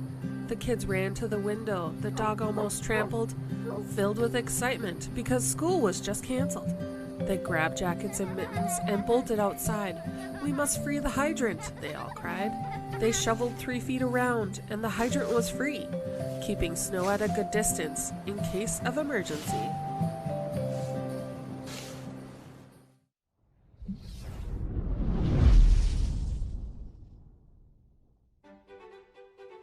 Hi, I'm Jason Baumuk, and I'm the Parks and Streets Operations Manager here at the City of Andover. The City of Andover is a growing community, and the Park and Recreation play a vital role in the residents' quality of life and well-being. Resident volunteers serving on the Park and Recreation Commission have been an invaluable asset in growing our park system to over 67 city parks, with 32 miles of trail connecting them all together. Most recently, the Commission has been responding to residential development within the city by planning for neighborhood parks and advising the City Council on other related topics such as park improvements and recreation. The Commission also promotes recreational programming within Andover's parks by working with the youth athletic associations to provide excellent facilities for games, practices, and tournaments, and events such as hosting movies in the park. If you are interested in serving on the Park and Recreation Commission, please fill out an Advisory Commission application form available on the City of Andover website. Applicants should have an interest in public policies, a willingness to learn, and good problem solving and communication skills. Meetings are held the first and third Thursdays of every month at 6 p.m. in the council chambers here at Andover City Hall. So feel free to stop into a Park and Recreation meeting to see what it's all about.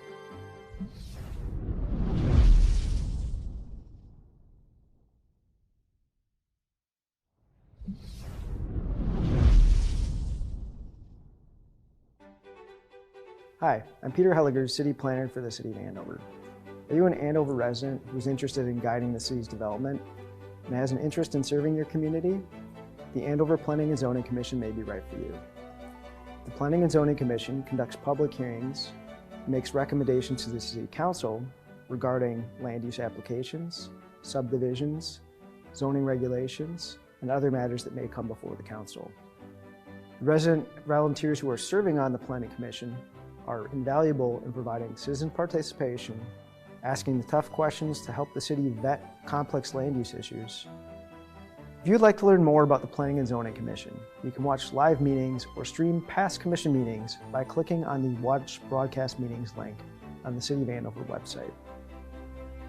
Meetings are typically held on the second and fourth Tuesday of every month in the council chambers at Andover City Hall. If you're interested in serving on the Planning Commission or on any of our other advisory commissions, please fill out an Advisory Commission application form, which is available on the City of Andover's website.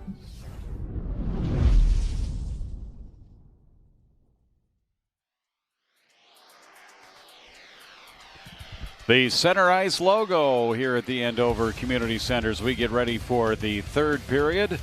Huskies 4, the Greyhounds from Duluth East, nothing in the Section 7 AA matchup. Let's take a look back at that second period, Joe. Andover continued to pepper and capitalize on that pressure on the goal there by Babineau after a nice dish by Dahl, and finally crossed away. Here's an assist that came coming up soon here. Assist from the goalie, Cash. Cash distributes the pass up ahead to Caleb Gore just out of the penalty box. And he makes the most of that effort and deposits it top shelf for his first career goal and the fourth goal of the evening here for Andover. And that's where it stands as we begin here this third period. 4-0 lead for the Huskies. A team last year, Andover, that tallied 167 goals, coming in tonight with 24. And you kind of feel like they're kind of getting that juice and flow going offensively against a very good 2-6 Duluth East team. Shots on goal in that second period. Andover 11. Duluth East had 7 for the game. It's 23-14 in favor of the Huskies.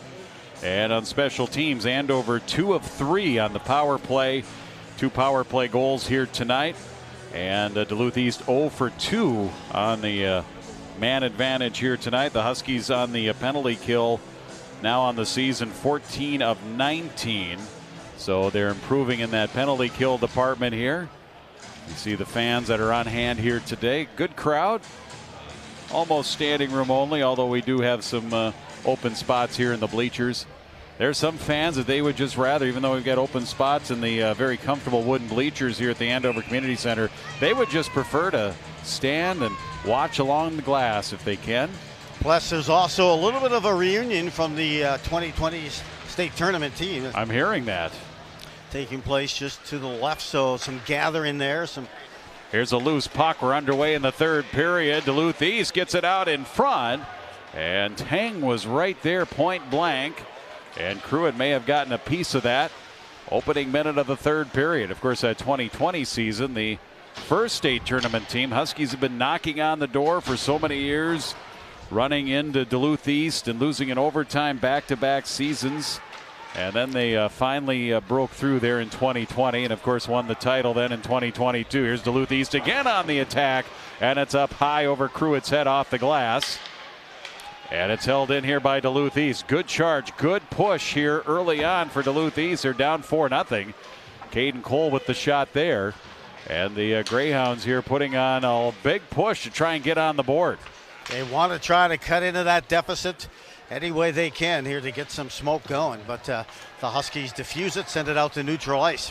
And it comes back to the Duluth East zone. Noah Tang, 9 points on the season. That's tied for second. Again, Gunderson came in leading the team with 6 goals, 9 assists, and 15 points.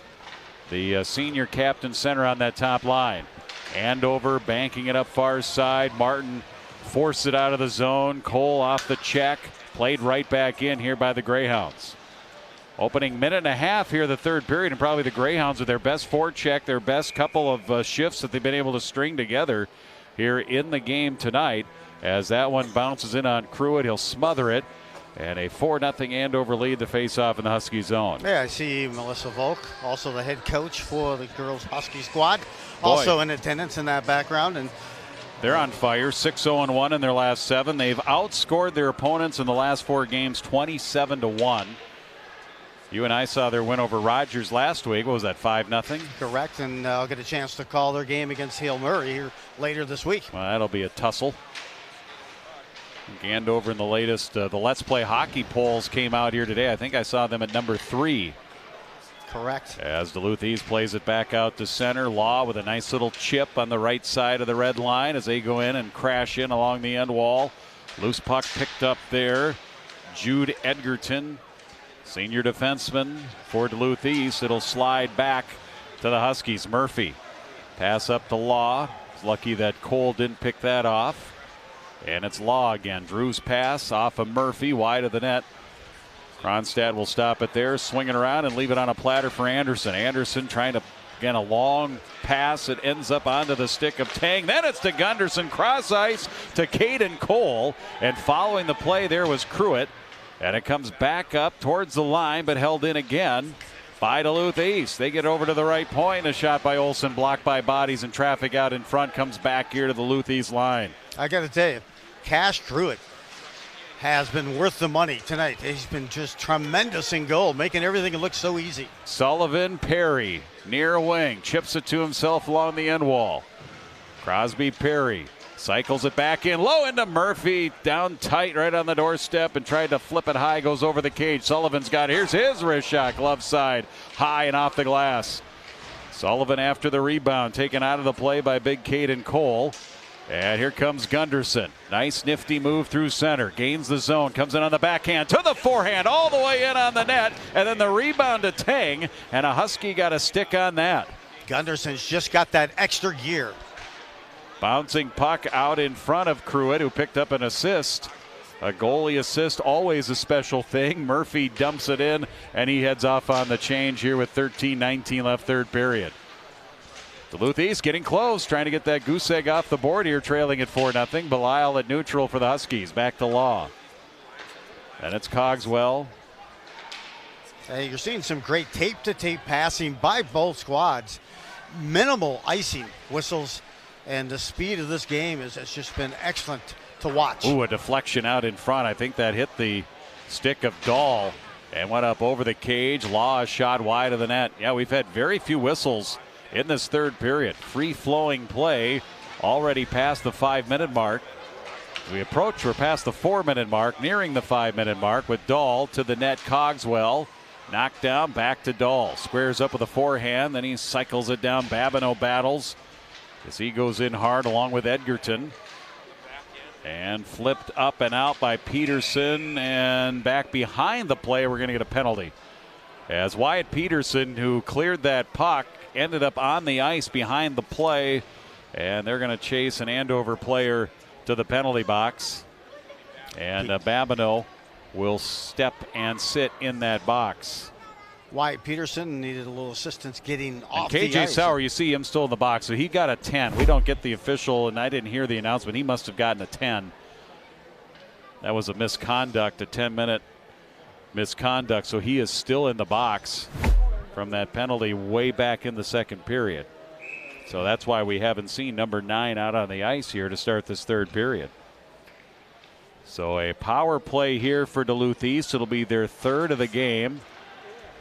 The penalty called on Luke Babineau. He goes to the box, and here's a golden chance for Duluth East to get that 0 off the board. Shot out in front from way up top, straight in, and Pruitt got a piece of it, and it deflects out of play on that shot from way out top by Luke Anderson for Duluth East. Pruitt was on almost the top of his skates trying to find that puck location as it was moving back and forth just inside the blue line, and they unleashed one. He was able to get a stick save. Gunderson against Coe ends up behind the net. Played up from behind the net by Duluth East, and they center out front. Save by Pruitt. Rebound back to Tang. Tang setting up, minute 35 left in the Duluth East power play. Gunderson, Caden Cole. Gunderson, right side, lower half of the circle. That hit Pruitt up high. That ends up back to the blue line. Tang holds it in. Cross ice near side. Stick handling back to Tang from Anderson in the middle for Gunderson, and he slings one into the pile of bodies and again deflects up into the protective mesh netting. Minute 16 left in the power play. Still 4-0 here. Some good puck movement again, good opportunity, and then Gavin Sullivan tried to get down to block that last shot opportunity. You can see the pass coming back to the high slot there and deflected away. And 4-0 still the lead here for the Huskies. Gunderson wins the draw. Peterson back to the line. Anderson cross to Gunderson. Floats to the middle. Up above that slot for Tang. Minute left in the power play. Gunderson in low again. Caden Cole gives it up to Tang. Back across to Anderson. Luke Anderson, the transfer from Chaska. Tang. Anderson again. Drops it for Tang. Floats up high. Huskies really collapsing down with the bodies out in front, not allowing anything from the perimeter. Here is a shot from the right side. He scores. Luke Anderson, the defenseman, rattles it in up high. And Duluth East has gotten the 0 off the board. They convert on the power play to make it 4-1. That was a snipe and his first goal of the season. And as a Duluth East Greyhound for Luke Anderson, what a snipe he unleashes from the shot from the dot of the face-off circle. Surgeon-like precision on that goal to beat Pruitt far side, stick side, up top. Power play goal. Duluth East now 1 of 3 on the power play, and they made it 4-1. Intercepted at neutral. Here comes Munley in, and a shot from out top. Save made. Here you get a look. Weston Knox had a chance to see that ring earlier, former member of that 2021 state championship team, and picked up a little shiner from a recent misunderstanding in the NAHL. In the North American League. Tang and Gunderson got the assist. Anderson, the goal, is first of the season, as you mentioned, as a transfer, first as a Duluth East Greyhound. The Huskies, after winning that title in 22, they took third last year, losing to Minnetonka in the semis, and then defeated Cretin-Derham Hall in the third-place game, 5-3. 4 straight trips to state here for Andover. Section 7AA is going to be very interesting this year. You got Grand Rapids, Andover, you have Elk River. Boy, there are a lot of teams that are going to vie, and you got to remember that Duluth-Denfeld, now we also have Rock Ridge in there. The AA schools opted up because they were tired of running into Hermantown in Section 7A. Interesting. I did not know that. Yes, Cloquet went down, but those other teams went up. Here the last section setup when we just had another penalty on the Huskies. So another power player, golden opportunity for Duluth East to get back in. Pardo's in the box. And it's another power play. Gunderson rips one from the right side. That ends up getting blocked. 4th power player for Duluth East. Tang. Back in low. Caden Cole.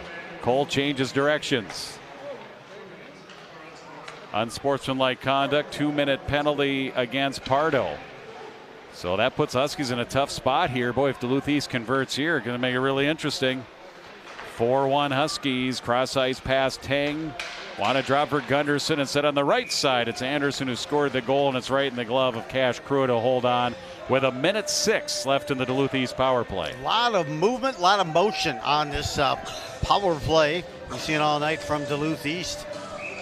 And boy, when they do get some good looks after all of that movement, they're right there looking for the rebound, and a team that flows well on the power play. Nadeau tried to clear it out. Good play by Peterson at the far point to hold it in. Luke's got it again here for Duluth East. Little shovel in the middle. On the backside, though, Tang over to the right side. Gunderson fell down, lost the handle, cleared, and a race the other way for the puck.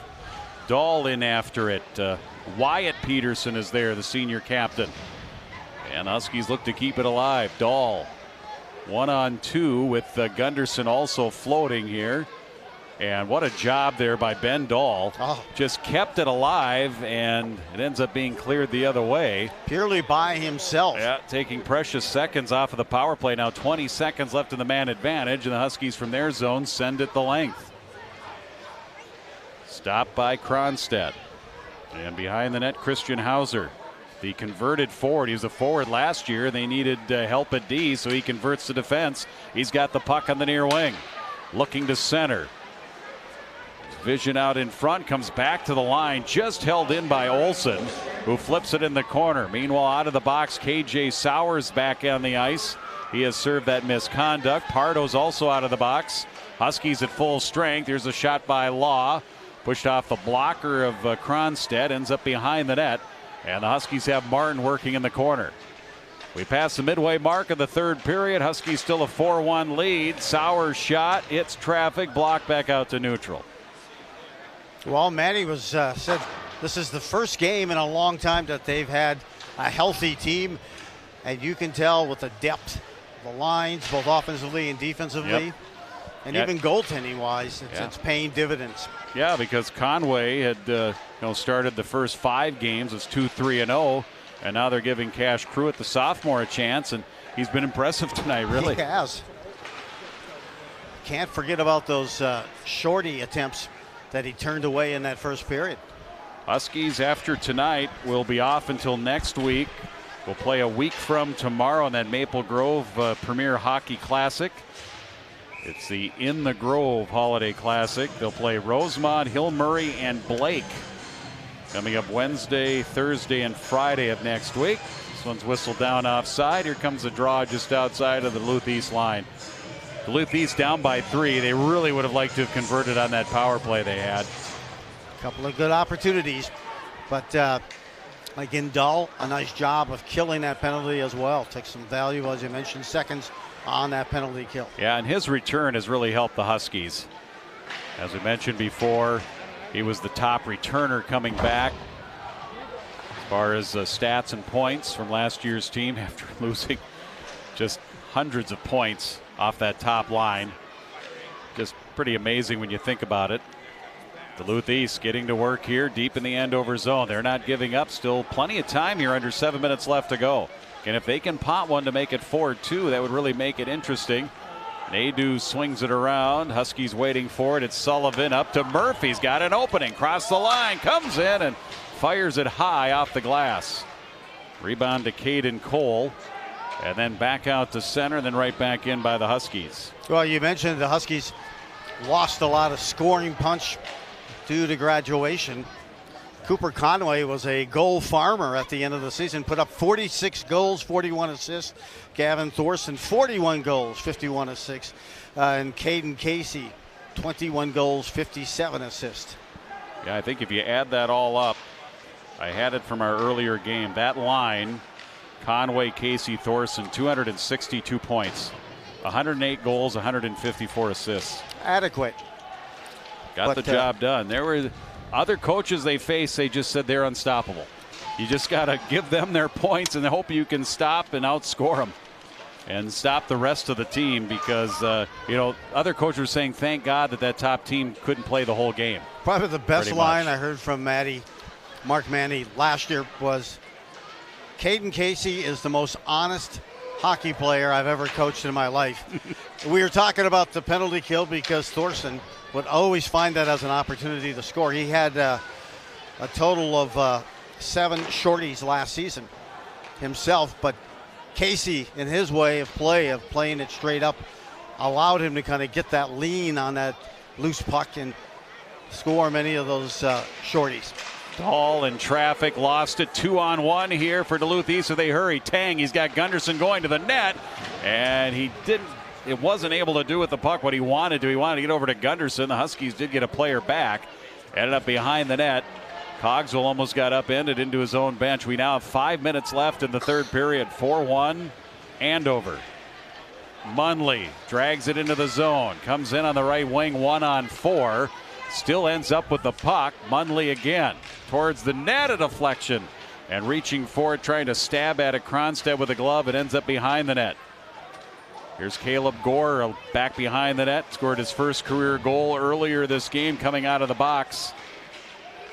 Nadeau poked to hold it in. Now waiting for it, the long feed ahead. Kyle Peterson. Hoped he had somebody on the right wing. Nadeau covering. Peterson gets back with it. Looking for Luke Rose. Picked up Huskies. But back on the stick of Kyle Peterson.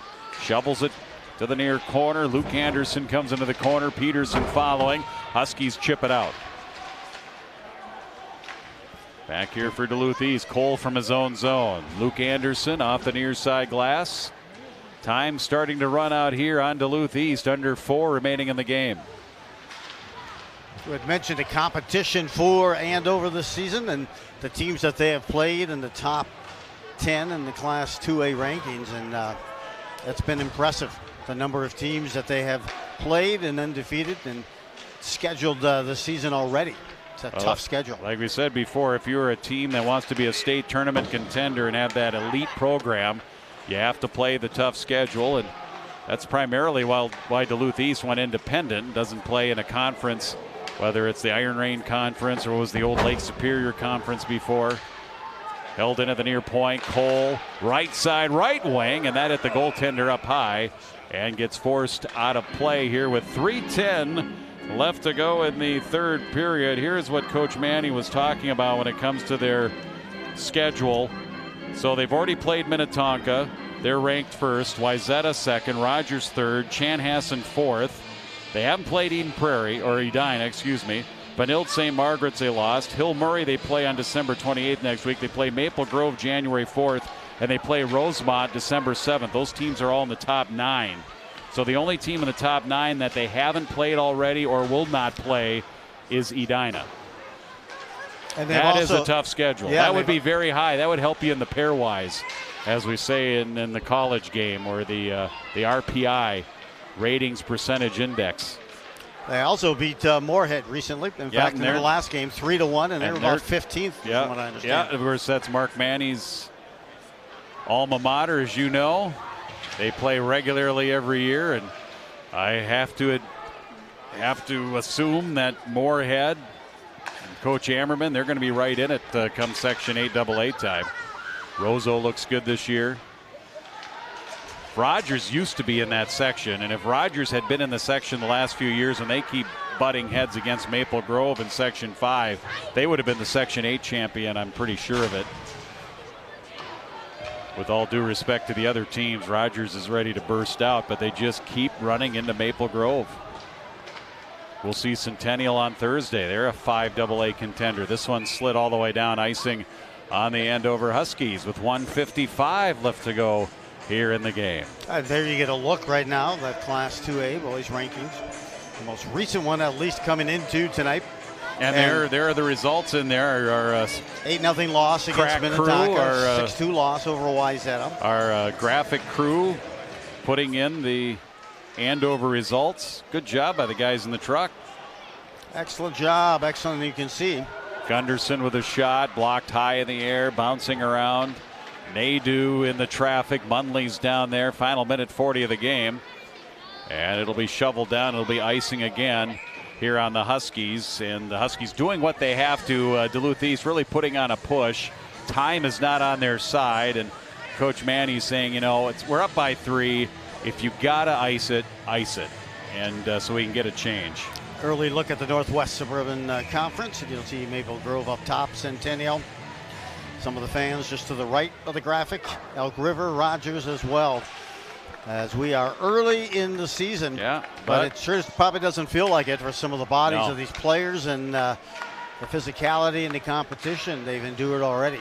As Yogi Berra would say, it gets late early around here. And it will be late before you know it. I mean, we're not quite to the midway part of the season, but we've already played 1/3 of the games.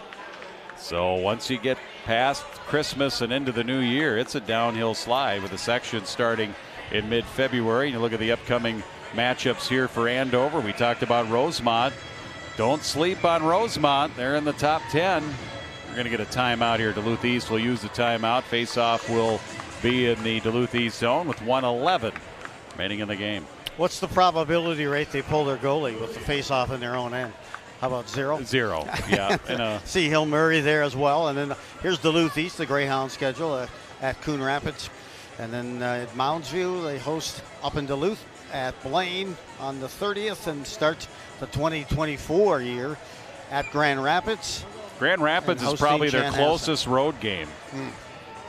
In all the games that they play, probably Duluth to Grand Rapids is their closest road game that they have. And usually when they come down to the Metro, they get their money's worth in terms of games and kick at it. And Grand Rapids to Duluth is an hour 29. So their closest road game, if I look at their schedule, let's see, they're at Grand Rapids, Brainerd. Well, Duluth-Denfeld will be their closest road game. In fact, it's not really a road game. They both play their home games at the Heritage Center. Rock Ridge, they play them twice this year at home, so a home and home with Rock Ridge, but that's further than Grand Rapids. So they've got one road game that is close, in tight in Duluth. Other than that, it's an hour and a half or longer. They don't play Hermantown. Yeah. But that's just that's the way Duluth has been. It's been that way every year. You know, they have not been to the state tournament in 4 years, which is really strange because I think you have probably to go to back to the 80s. The last time they've had a stretch of 4 years in a row where they have not gone to the state tournament. Babineau's got the puck, gets blocked here in the near wing. Minute left to go in the third period. 4-1 Huskies. Huskies are going to get a win here, a nice win against Duluth East.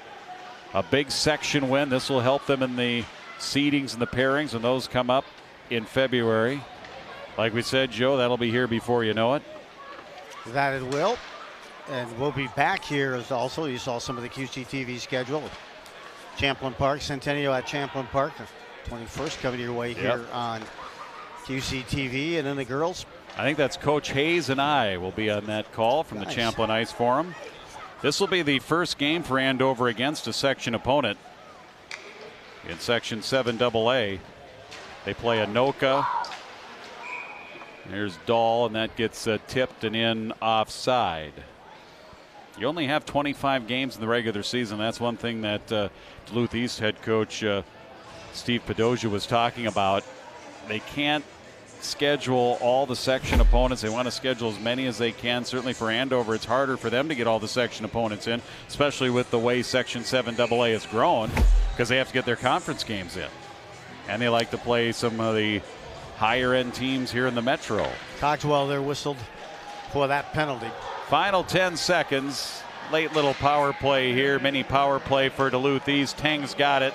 3 seconds left. Gunderson on the backside. He scores with 1 second left. So Duluth East a little too late, of course. 4-2. And the clock said 1 when that puck went across. Final will be 4-2. Tang will get the goal, and we'll say officially at 16:59. But Joe, it's a moot point. It is. Was a nice close for Duluth East, at least hanging on to that puck. Backside, he scores. Daggering that one, top shelf again, laser-like. I liked how they just ran the final second off, too. I mean, the goal counts. It's 4-2. There was clearly 1 second. It stopped the clock, and then they go, okay. Oh, by the way. 1 second left. That's not enough time to do anything. Let's get Duluth East. And the Greyhounds are probably okay with that. Let's get on the bus. We got to head back up north. You know, we still got another, hour 45, almost 2 hours from here to get to Duluth. And a 4-2 final here tonight. Huskies goals from Perry, Sullivan, Babineau, Gore, his first career goal for the senior defenseman, made it 4-0. They built a 4-0 lead, and then Duluth East with a couple of goals here in the third period to make it a little bit closer, 4-2. Andover improves to 5-4-0. Duluth East falls to 2-7-0. Andover goes to Maple Grove next week. Rosemont, Hill Murray, and Blake in the Grove Premier Hockey Holiday Classic. Meanwhile, Duluth East, they'll play Thursday. They'll come right back down here and play in Anoka Hennepin School at Coon Rapids, Mounds View the 23rd, and at Blaine on Saturday, December 30th. Mounds View will travel up north. Final thoughts here, Joe, on what you saw from the Huskies tonight. But they came out, jumped out 2-0, doubled it up again in that second period. Love how they were flowing, moving, good fast pace. They're moving not cautiously but confidently and executing at a high level and stacking wins 3 in a row now for the Huskies. Huskies outshoot them 27-25, and they get the win here tonight by a score of 4-2. For our entire QCTV crew, everybody in the truck, everybody working the camera, and the tech folks, our producer director Ryan back in the studios. Merry Christmas to everybody, and happy holidays and a happy new year. We'll be back on the air with Centennial taking on Champlin Park at the Champlin Ice Forum coming up on Thursday. For Joe Rulin, I'm Jim Erickson. Again, the final here tonight from Andover. Huskies 4 and the Greyhounds 2. You've been watching high school boys hockey on QCTV Sports.